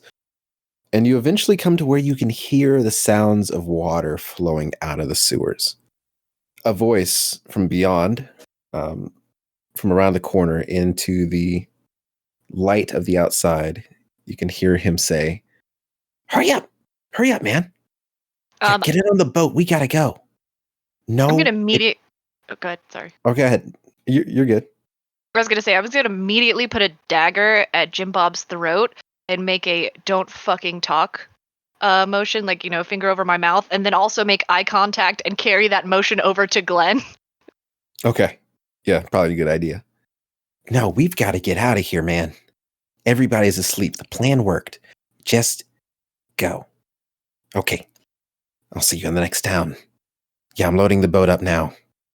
Oh, I've got the haul with me. Okay. Bye.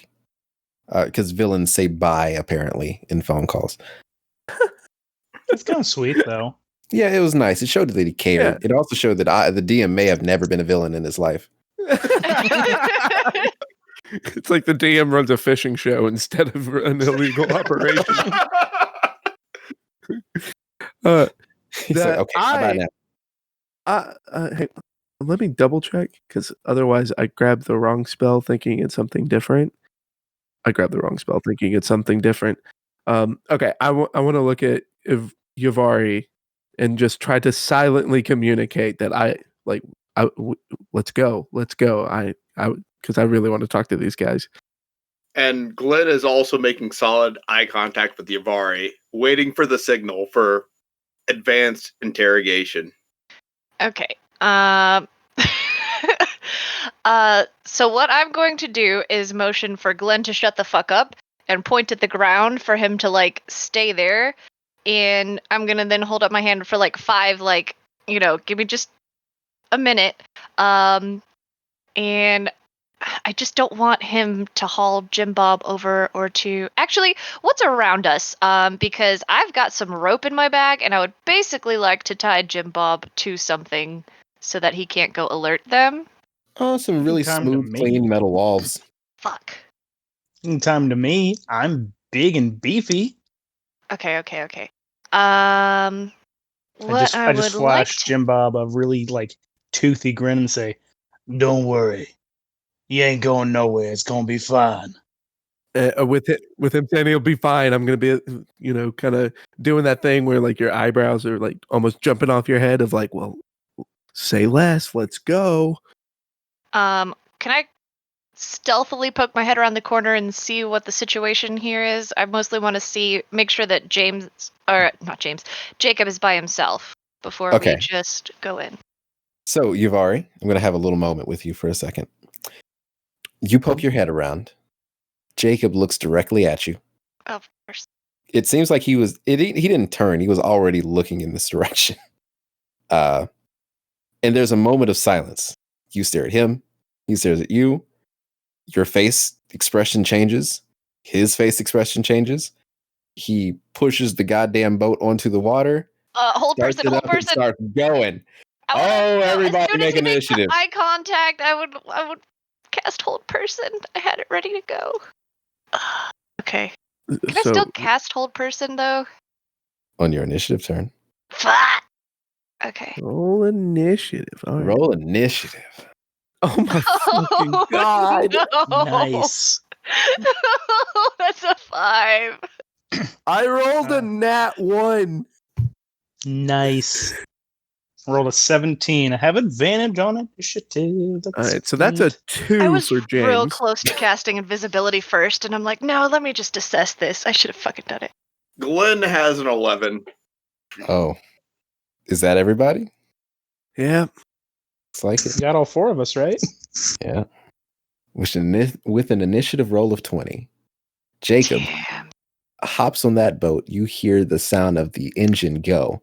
And he is out of there. Okay, we're out of initiative now. How fast is this fucking boat? This quickly? Not very. You guys can start fucking running if you want to. Okay, I'm not just running. I'm also casting Fireball, by the way. Okay. Imagine chase music at this point, which I would play, but we were on a podcast, so I can't. I was going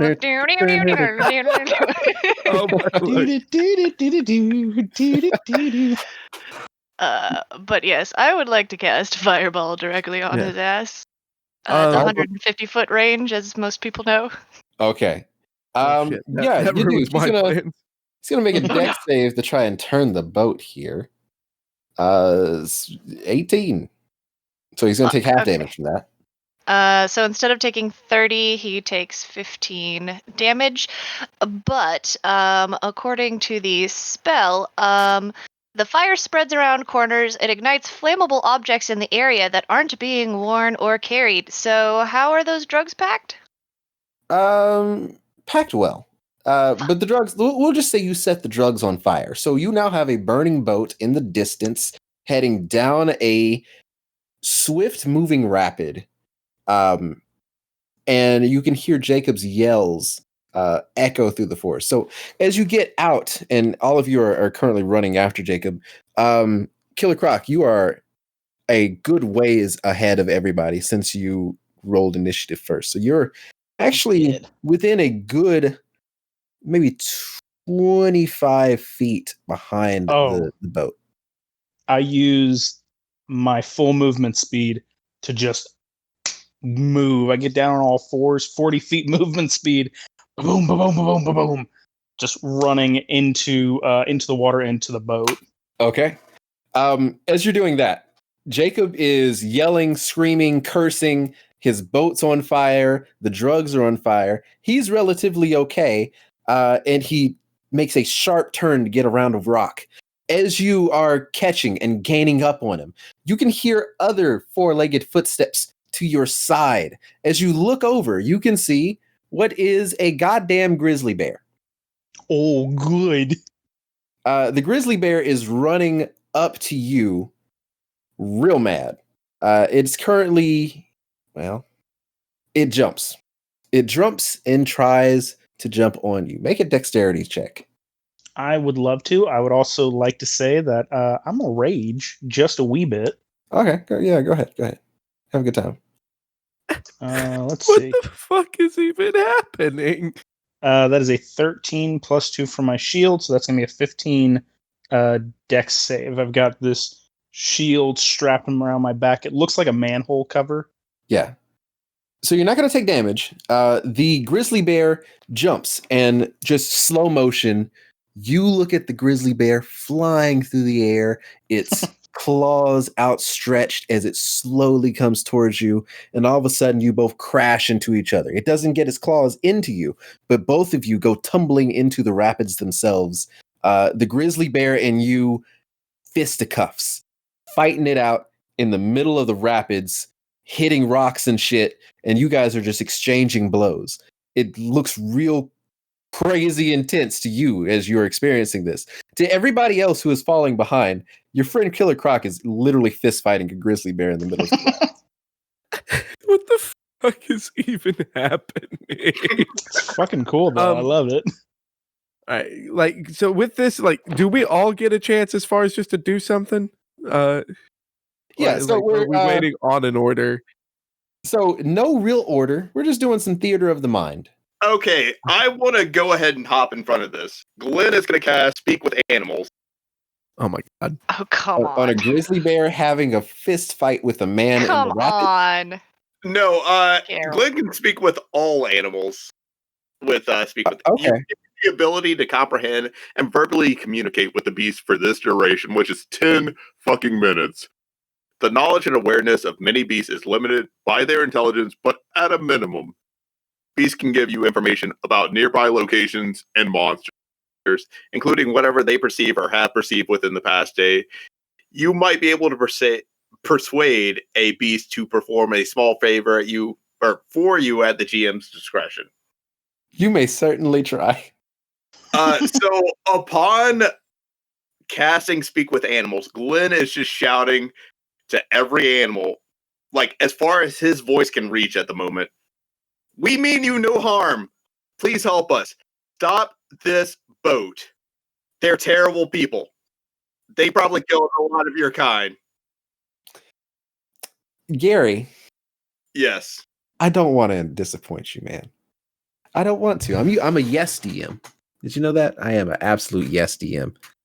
Oh no, I don't like how this is going. I mean, I've always been a yes DM. I don't say no. And so you're not going to hear me say no. Not this time. You're going to listen to me as I read this first level spell of you trying to ask all the beasts in the forest to stop a boat. And I'm going to tell you that the beasts are going to elect to ignore this because that is not a small favor. Shit, you're right. Fuck. What about the deer hear you? They look up. They see a man and a grizzly bear fighting behind a burning boat. And they're just, I'm sorry, they're not going to do it. But what about the beast in the water? They're fish. What are they gonna do? What the fuck are they gonna do? They're not a bunch of killer whales or some shit. Aquaman. It's a river, Gary. Shit.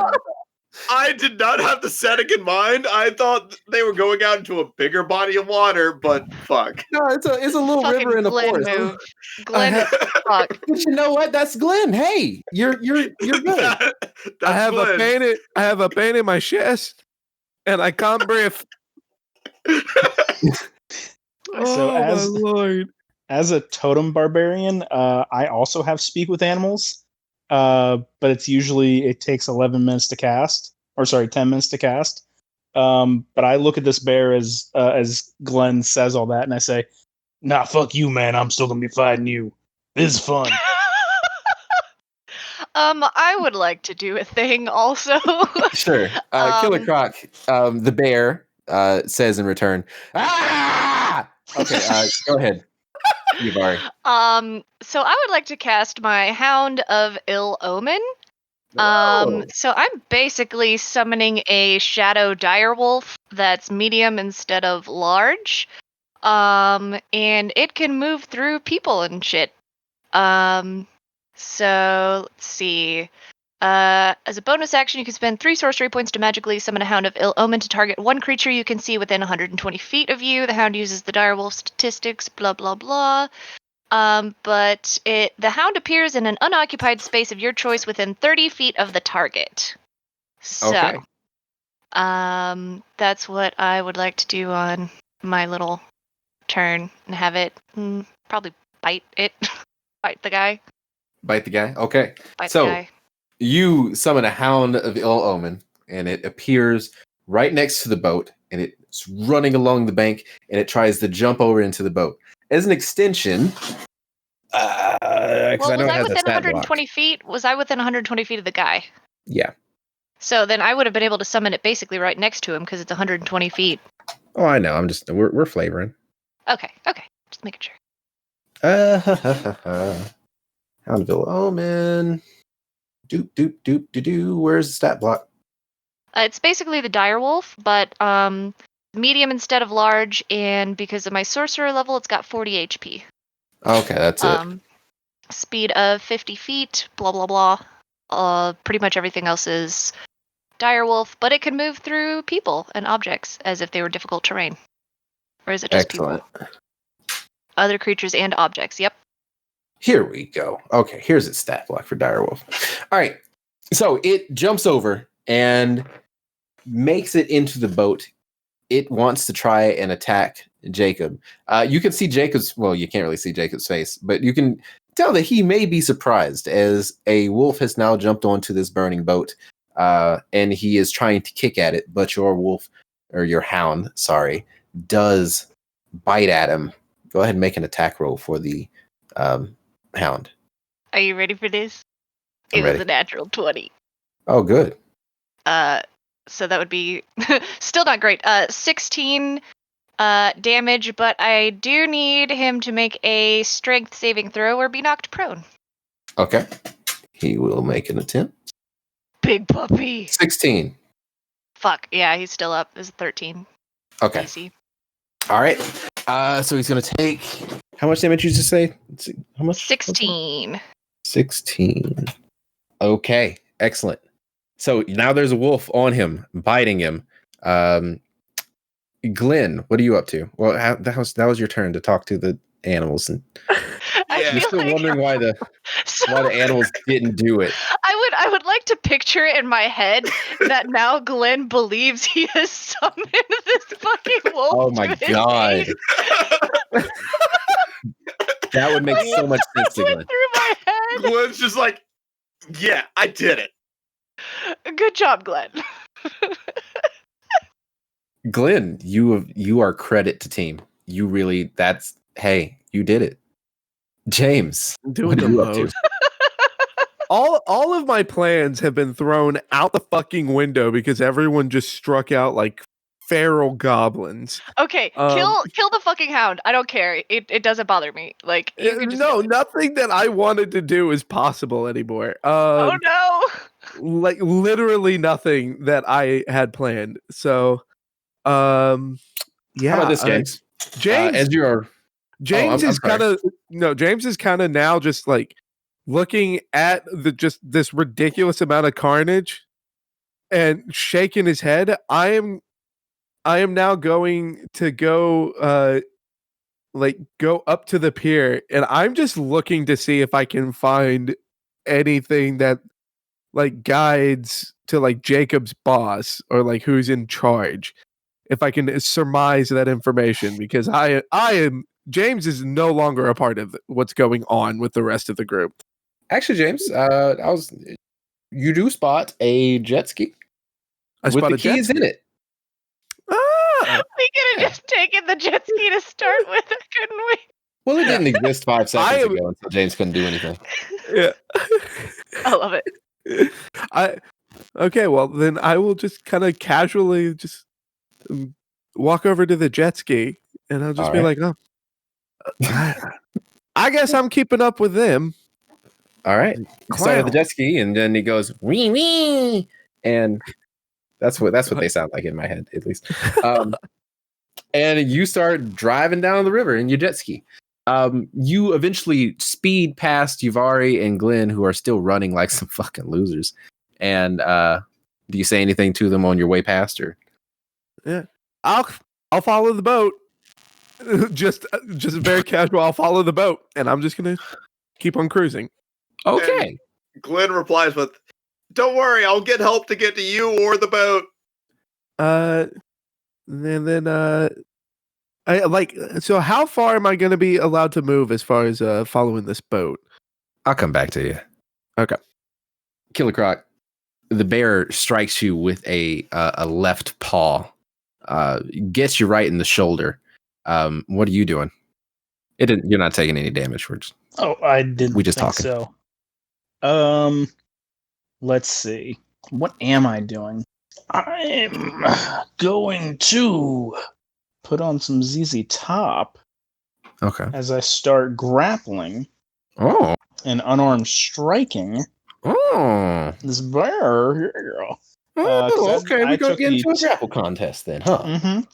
Because I took the Tavern Brawler feat. When you hit a creature with an unarmed strike or an improvised weapon on your turn, you can use a bonus action to attempt to grapple the target. So I'm going to take an unarmed strike and strike unarmedly because I don't have my weapon. First one is a 21. Yeah, you hit. It just goes like biff as you punch the bear in its jaw. And second is going to be for my second attack, because I'm just punching, I'm just hitting. That is going to be a 24 to hit. Hey, you hit it again. Biff. Boff. Yes. And the bear is like, bear noises. And it starts exchanging blows with you. These are all flavor blows, keep in mind. It tasty. strikes you with a 16. Yeah, that does it just on. All right. It gets its paw on you and hits you. Of course, it's not getting enough momentum from being in the rapids to actually do any real harm to it, or harm to you, rather. It strikes again. 14, which probably doesn't do it. Doesn't do it, no. Okay. As the bear swings for a second time, it misses. You with just all the agility, you move out of the way and go for a grapple amongst the bear's chest. Make an opposing strength check with me, friend. Oh, heckin' yes. The bear got a So- 16. Let's see, that is going to be... I have advantage, that's what happens on strength checks. So far we're looking at a 19. Mhm. But we're just going to go with that 19, because the other one was a 15. That's all right. Okay. So you grapple a goddamn grizzly bear in the middle of the rapids, and you now angle yourself to where you're behind its back, and you are now riding the bear down the rapids like a boat towards the boat that is on fire. Behind you is a jet ski with James on it going like, hey. And you can see off to your far right, Yavari and Glenn they are way behind you. I'm using my tail to propel and move my movement speed. You now have a bear boat, sir. Yes. Oh my gosh. Yavari, Glenn, you are seeing something that is incredibly stupid. So can you? It's gonna get real grisly out here. Oh no! What are you guys doing? I'm about to do something incredibly stupid too. Oh well. I'm gonna let you go first. Speak with animals lasts for 10 minutes. So Glenn is just gonna shout, "Hey, if there's anyone that can launch me towards the bear boat or the jet ski or the actual boat, please do it. I don't mind taking damage." A deer comes out, and you can see the look of trust in its eyes as you're running down the bank, and the deer looks at you and is running alongside you, and you share a special moment, a moment of trust, understanding between the both of you. The deer, which is a buck, male deer, and it's in the winter season, except it's not, but we're going to pretend like it's got antlers. Keep in mind, they don't have antlers all times of the year. So you caught a rare one just this once. And he leans its head down and invites you to jump on its antlers. And as I'm jumping on its antlers, I ask, "What's your name?" It looks at you and does not answer, but it lifts its head to try and toss you 100 feet towards a boat in the middle of the river. It's going to roll athletics, I guess. And as this is going on, Glenn just says, "Thank you, new friend." Oh my gosh. Don't think it yet. So, like, were you expecting just like a fucking dragon to come out or something? Like, is that the kind of No. animal you thought would come to you? No, Glenn is doing a desperation move. Glenn, it rolled a natural 1. Oh no! It just trips him. You jump on his antlers and it trips. You both start That's the tumbling down the worst. hill. Yavari, the situation's hopeless. What would you like to do? I'd like to cast Hypnotic Pattern in Jacob's face. Okay. What's the range of the pattern? 120 feet. We'll say Am I yes. close enough? Yep. Okay. I would like to do that, and then the wolf will attack after we see the results of that. Okay. Let's see, What do wisdom I have save. to do for it? Oh, wisdom save. Okay. Yeah. On Jacob. He got a 9. Not good enough. So you create a twisting pattern of colors that weaves through the air inside a 30-foot cube within range. The pattern appears for a moment and vanishes, and each creature in the area who sees the pattern must make a wisdom saving throw. On a failed save, the creature becomes charmed for the duration.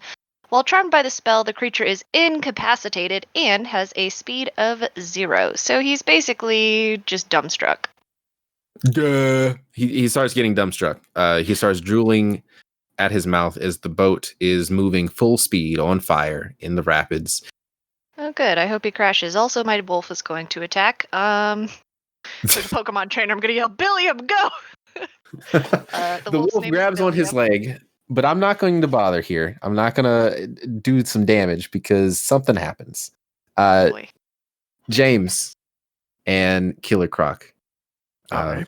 Killer Croc, as you are looking forward, James pulls alongside you. James, do you say anything to him at this moment? Because we're about to do a bunch of stuff here. It's going to be so ridiculous. Gotta do some dumb shit. Ed, don't mind me, just enjoying the show. No, this is a And I'm good ass just- show, ain't it? You ain't wrong. I'm just gonna keep pace with the boat. Just watch. The bear is still like, ah! Is it, it's now being used as a boat. You can see Jacob get dumbfounded. He is being bitten on his leg by a wolf who's just now doing the shaky shake with his leg. And James looks up towards the sky, and you can see as the boat hits a crashing wave, jumps off of a rock, and crashes into another rock, sending a massive explosion of drugs, wolf parts, and Jacob goes flying into the water. Now I'm very worried here because I'm riding on a bear, and now I'm guessing Cocaine has just been flown into the air, and I imagine this this bear has just gotten a bit of a snifter of cocaine up its snifter. Yes. You Excellent. figured it out. Bear coming to theaters 2022. Oh, The no. bear has gotten a giant whiff of flaming cocaine. Why? I Killer caused Croc, it. you are thrown off the bear immediately. As the bear has grown in personality 10 times larger than it once was. It slaps the jet ski that James is on, knocking him off of it. Everybody is currently off of a vehicle. You do not see where Jacob went to, or if he's even alive at this point. And there is a coked out bear in front of you. Everyone roll initiative. Oh no. Bear, yes. How much damage did my wolf take? It's probably dead. It was on a boat that blew up. I'm gonna just level with you here, fair. Jabari. I thought I would ask. I knew the answer, but I am still just so fucking tilted that the immediate reaction of turning this corner, the boat leaving, was set everything on fucking fire. And now here we are fighting a coked out bear with an That's my explosion in the background. I've This is a become heavy metal almost album as feral cover. as Gary as a player. I've caused Coke Bear. My roll was a 10 for initiative. I got an Okay. 18. I'm rolling All right, shit. hang on. Let me do it like this. 25 to 30. Okay, 20 to 25. I got a dirty 20. Dirty 20. I'll take it. That's Killer Yeah. Croc. All right. 15 to 20. 18 for Yuvari. 18 Yuvari. 10 to 15. I got a Really? 10. Oh, okay. And finally, everybody else. And that's a 7 for James. All right. And what does Coke Bear get? I was about to ask, how high up there is the Coke Bear, but probably pretty high. Yeah, pretty fucking high. You're welcome. Okay, you've got a sorcerer. You've got a sorcerer warlock in your party. Did you think Fireball was not going to happen at some point? I already fucking Eldritch true. blasted innocent gelatinous cubes. It's not about whether or not I thought that it was going to happen at some point. It was, I thought we were all on the same page of stealthily trying to get around the corner and then trying to get to a point where we could talk to this kid. And the moment that it was like, oh no, the stealth didn't work, it was no longer about talking to this kid. We immediately moved to blowing him out of orbit. To be fair, I have high charisma, not intelligence. It checks.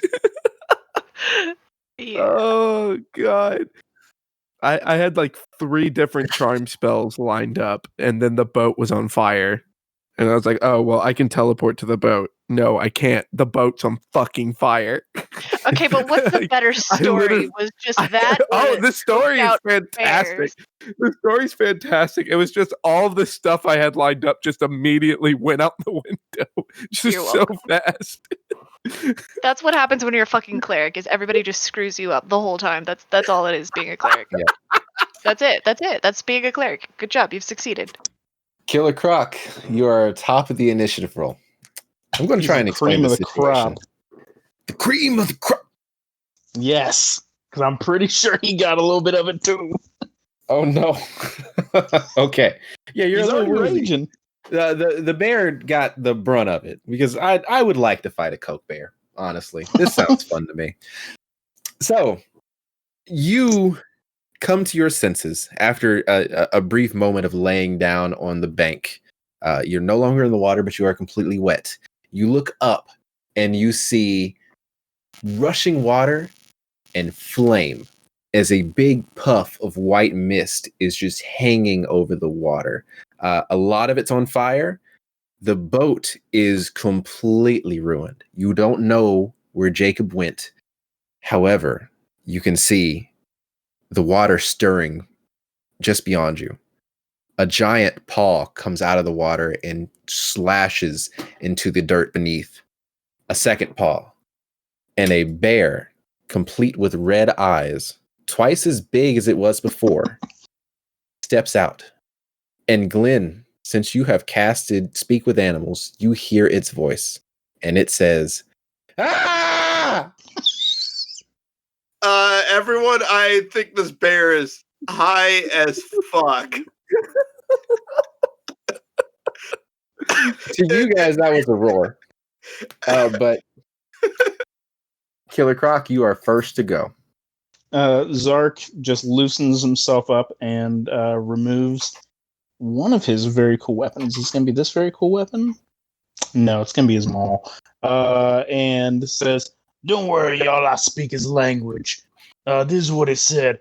And using his speak with animals, Zark says, "Rah!" And in his hand, he has his maul. And he's a raging. Oh, he's a raging Cajun. I just realized that. That's exciting. First maul attack is going to be a 21. Okay. That hit. Excellent. That is going to be only 6 bludgeoning damage. But the second attack is a 17 plus 7, 24. Yep. Oh, wait, and I'm raging, so that means I do more damage. So that is 9 plus an extra 3 damage on both of those. So that's going to be an extra 6 damage on both. So 12 plus 9, that's 21 damage. 21 bludgeoning damage. All right. And yeah, that'll about do it for now. As I just hold on to my maul and my shield and say, "Whoo, we doing this now, big man. Let's go." Ah! All right, excellent. So the rest of you have seen a giant coked out bear come out of the water, wasting no time. Zark smashes it with his maul. The bear seems okay. It seems like it didn't feel the pain. Although the bear does get hurt from this, the bear does not realize that. It's on coke. Next up, we have Yuvari. Oh. I'm going to throw a wrench into this shit. Because, I didn't already do that by causing a coked out fucking bear. I'm going to yell, just get the fuck away from it. And I'm going to cast a darkness on the bear. So, big ass thing of darkness around it. It can't see. That's 15 feet of, I guess it's the sphere around it. Okay. Yeah, so the bear is blinded within the darkness spell, right?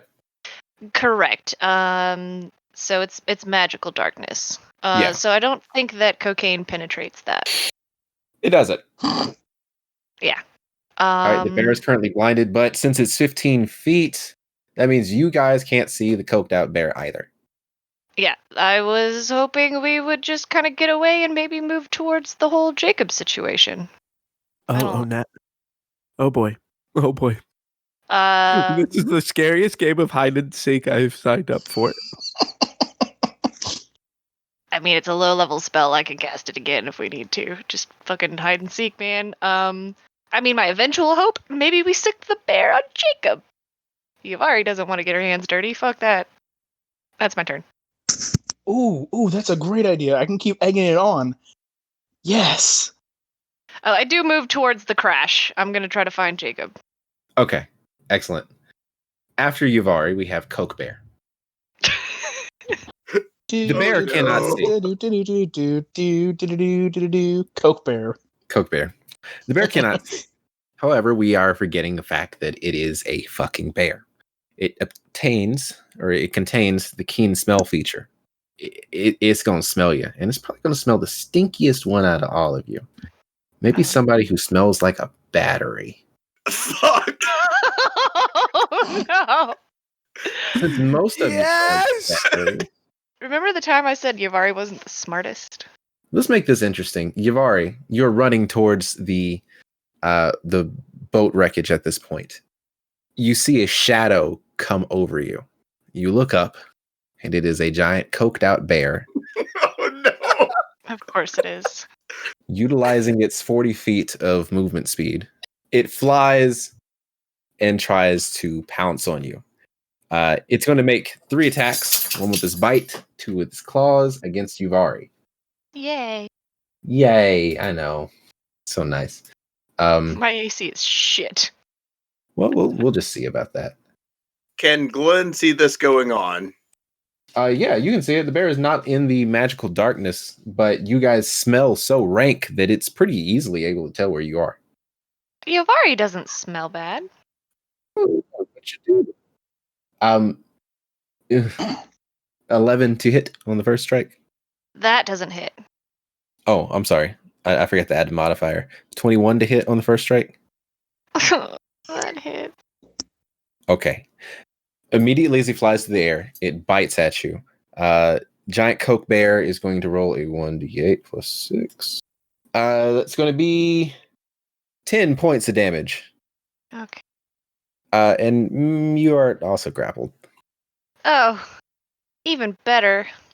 So the bear has jumped out. It has grabbed Yuvari with its teeth. Yuvari, you are grappled. It's going to make 2 claw attacks against you.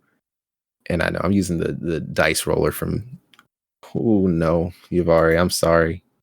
The first attack, 22 to hit. Just assume they all hit.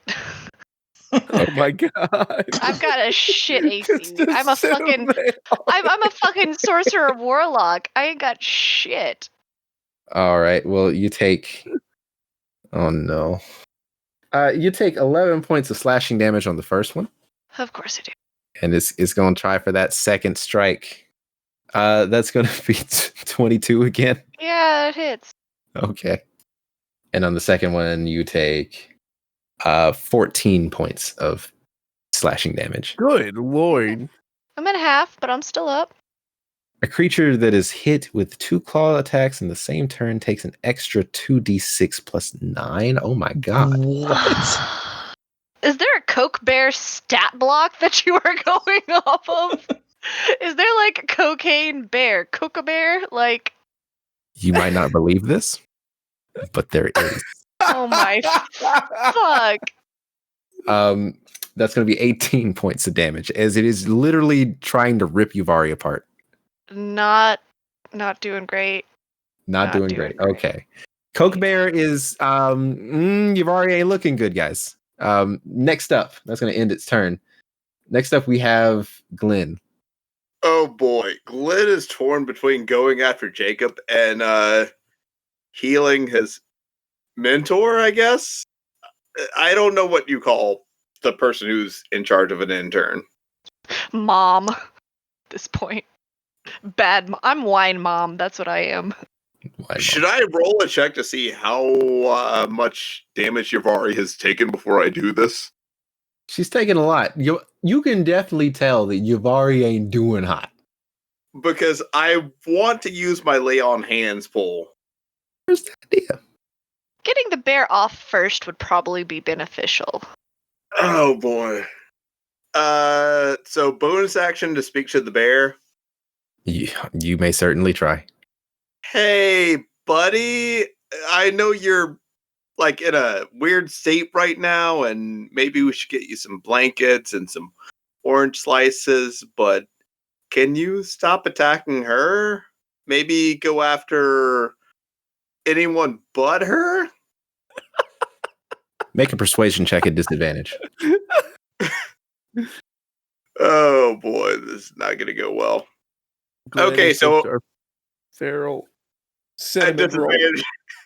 disadvantage is a 13. The bear looks, it stops biting Yuvari for like a second. It looks up at you and it just says, "Ah!" and goes back to biting Yuvari. I don't know what you expected. I'm sorry, Miss Yavari. Just endure this. Yuvari's being ripped apart. I don't know if she might endure this for much longer. I don't know exactly how many health points to restore to her with lay on hands. So I'm gonna go with 30. Get it off of me first, otherwise it's just gonna keep doing. I can't. Okay, 30 points of healing. Yes, 30 points of healing. Okay, well now I'm back up above half, so that's good. And that pretty much ends my turn. Okay. Well, actually, I have movement, right? Yes, you do. The bear at this point is 40 feet away from you. I want to try to get closer to the pier so I can try to jump off and rescue Jacob. Okay. I'm gonna you don't know leave what Jacob's David- body is, but you do jump off. I'm gonna leave saving Yavari to the rest of the party. Because I know I have one mission. All right. Off to James. James, I usually explain what's going on, but it just looks like a clusterfuck, and I'm just going to leave it there. Out of the frying pan and into the fire. Okay, because we're still kind of like in water, and I'm still on the jet ski, right? You got slapped off your jet ski. I got slapped off. If you want. I got slapped off.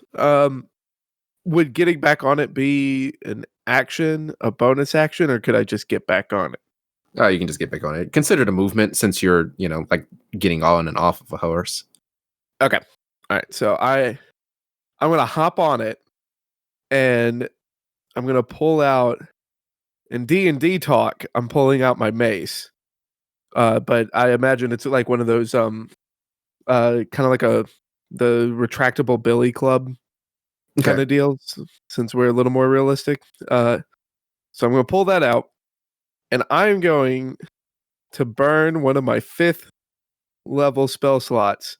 Oh. And I'm going to cast Holy Weapon. Oh. So with that, a weapon that I touch is imbued with holy power, and it's going to emit a bright light within that stretches out for a 30-foot radius. So with the holy weapon with the 30 feet radius, can I see the bear now? A Coke bear ripping Yavari apart? You definitely can see that. It's gruesome. Okay, and I'm going to go, well, here goes nothing. And I want to drive-by swipe this bear with my mace. Okay. I want to get as fast as this jet ski can get within that distance and drive by mace it. I believe there's a bonus for that. We're going to consider the jet ski a horse, right? So if we're mounting, I think there's a mounted attack, I believe. But I'm going to say there is because I like fun things. So add a +5 to your damage if you do hit it. Ooh, okay. Okay, so then in that case, we're just going to roll. Ha! Oh, thank you, Lord. All right, so 22 to hit. Yeah, you hit it. It's a big-ass bear. You're probably not going to miss it. Okay, so all right, we're saying I get a +5. Yeah. Take whatever you get, add 5 since you're moving on a jet ski attacking a bear. I like the hustle.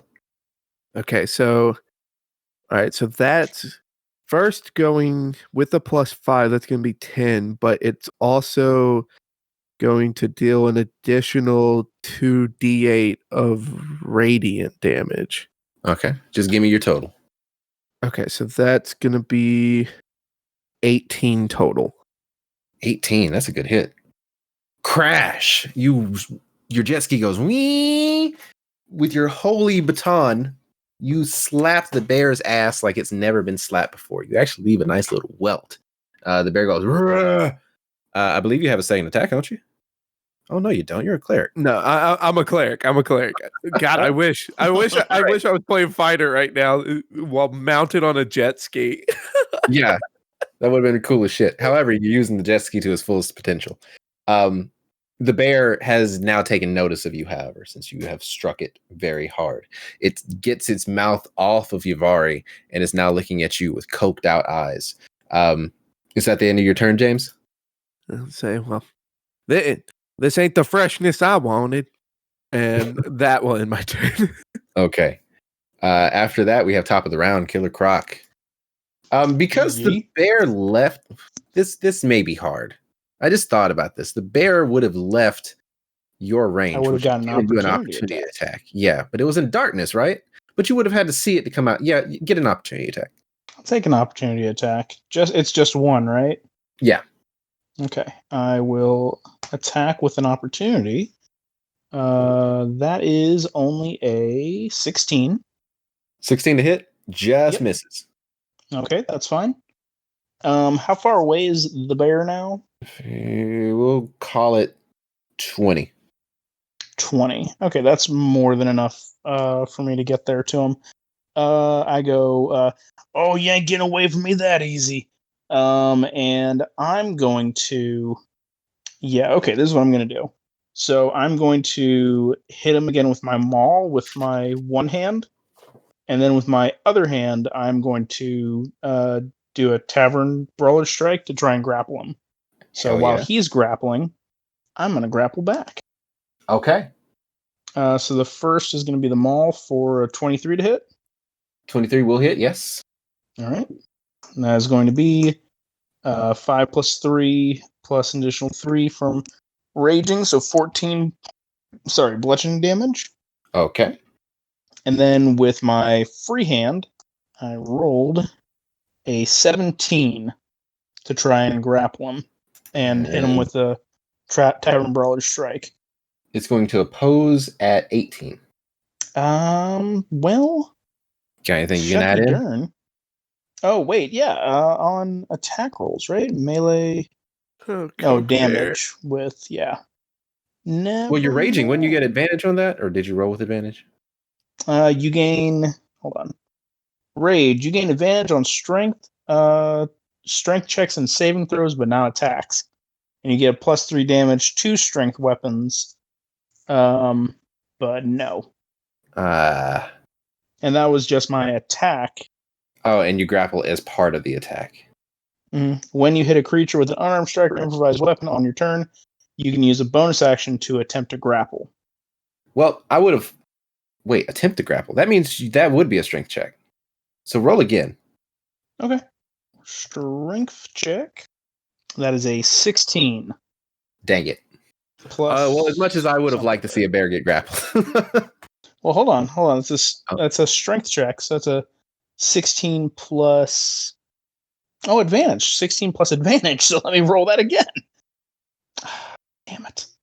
It's only a 5, so no. Okay. All right. So you make your 2 attacks, and then you try to grapple at the bear. The bear is now fixated on James, and it does its best to brush you off, and you can't get a really good grip on it. But the bear's looking hurt. It doesn't notice that yet, though. Let me do my Tavern Brawler strike damage. That's going to only be a 4 damage, 4 bludgeoning. Okay.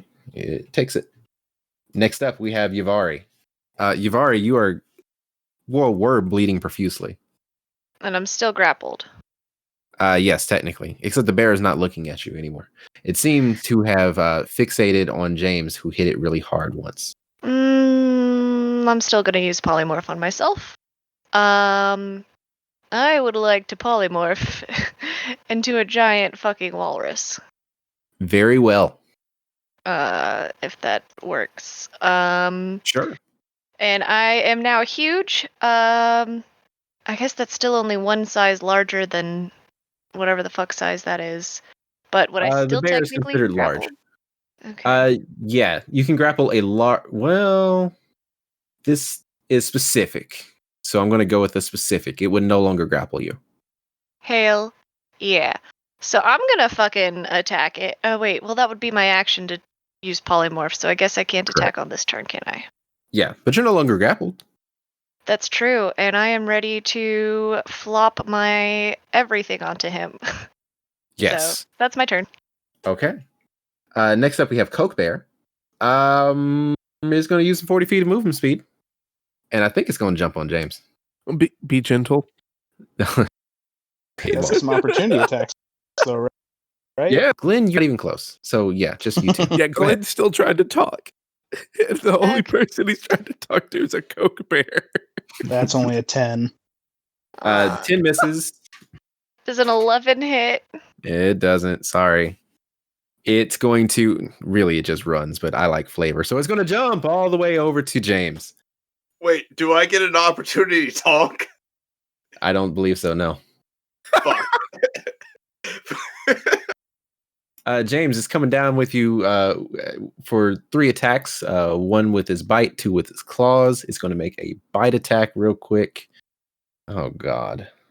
It flies through the air, James. You look up. There is a coked out, red-eyed bear, and it's going straight for your throat. And God damn it, if it doesn't connect. You got a natural 20. You know what? That just barely hits. Oh. Oh, God.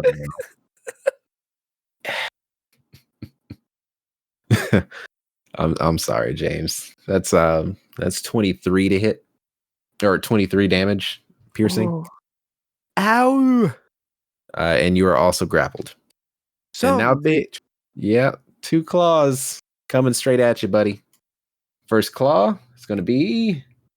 That's not so bad. 15 to hit. That does hit. Oh no. Okay. Well, that is pretty bad then. 2d6.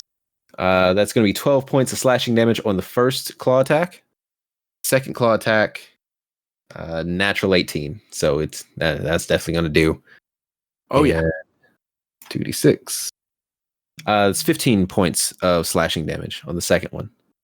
And the creature that is hit with 2 claw attacks in the same turn takes an extra 2d6 plus 9. So. Stop. He's already dead. And that's 13 extra on top of that as the bear is literally trying to rip you apart on a jet ski. Also, both of you fall in the water because let's get dramatic about it. Ah!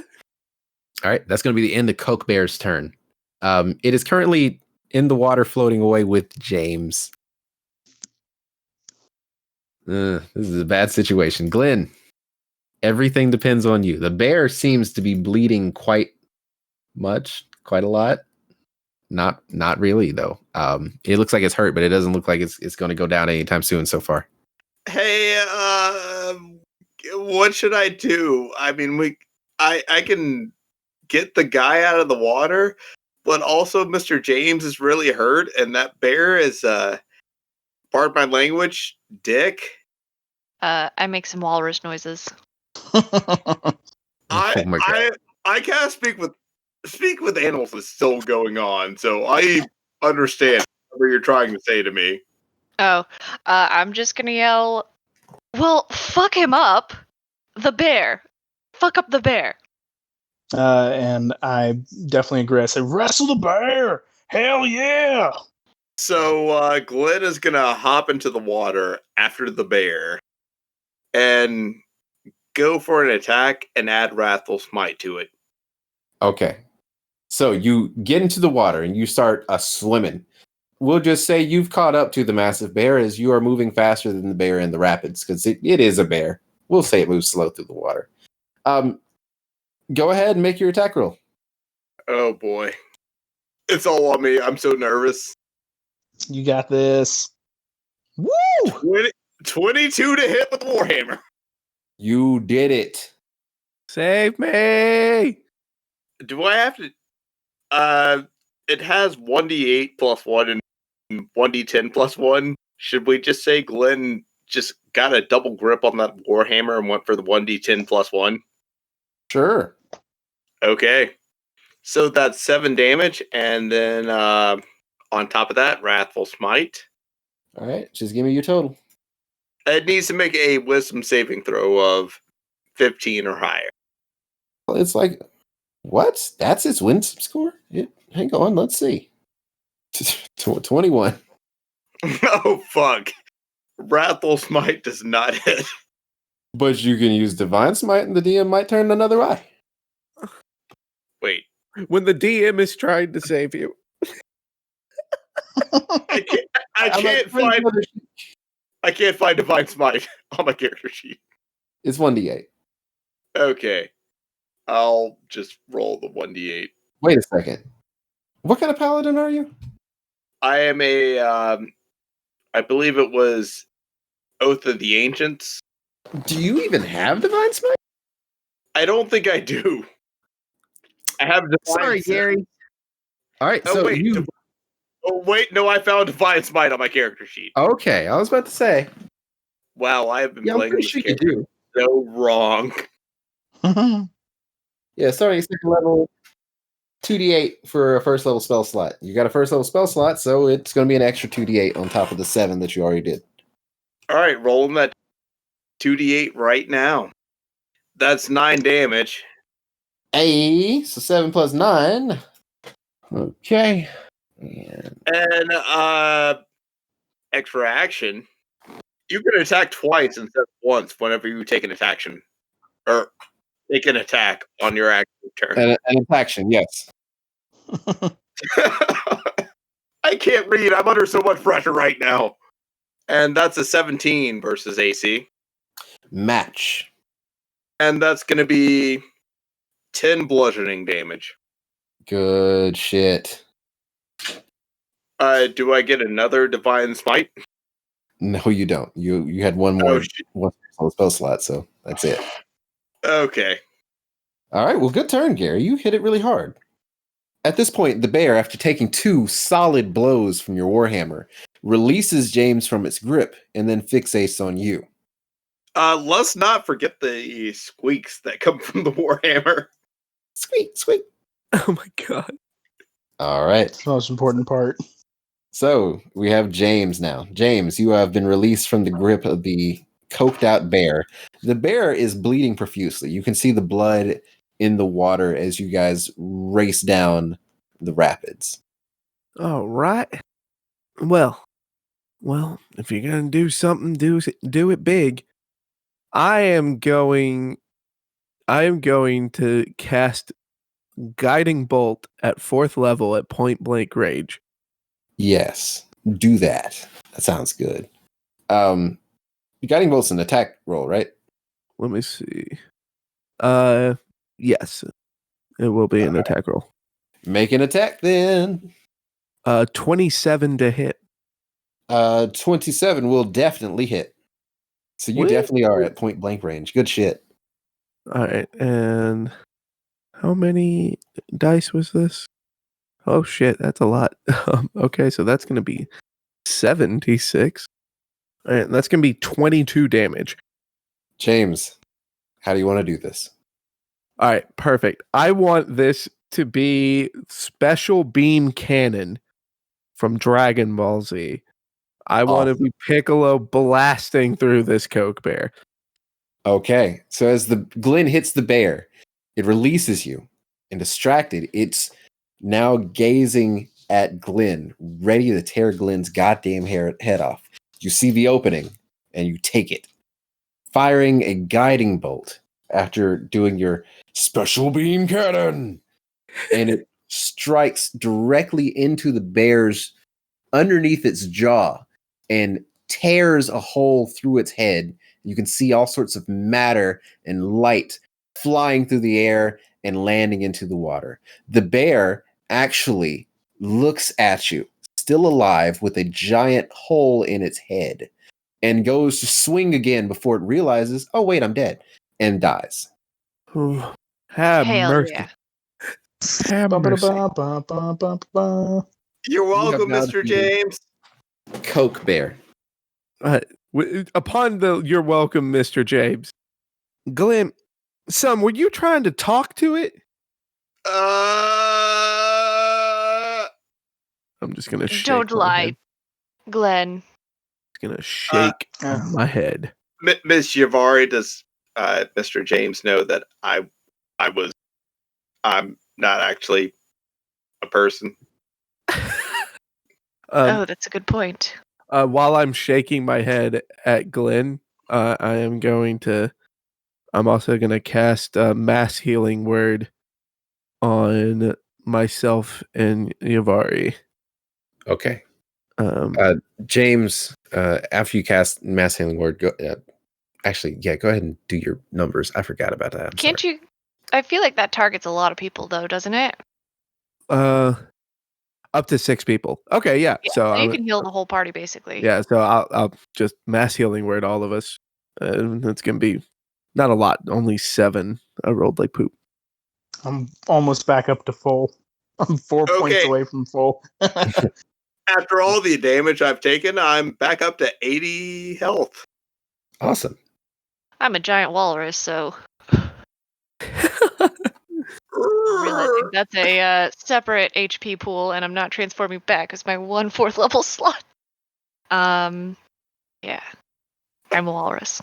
All right, and then I'm just gonna shake my head, and then all right. Well, anybody know where Jacob landed?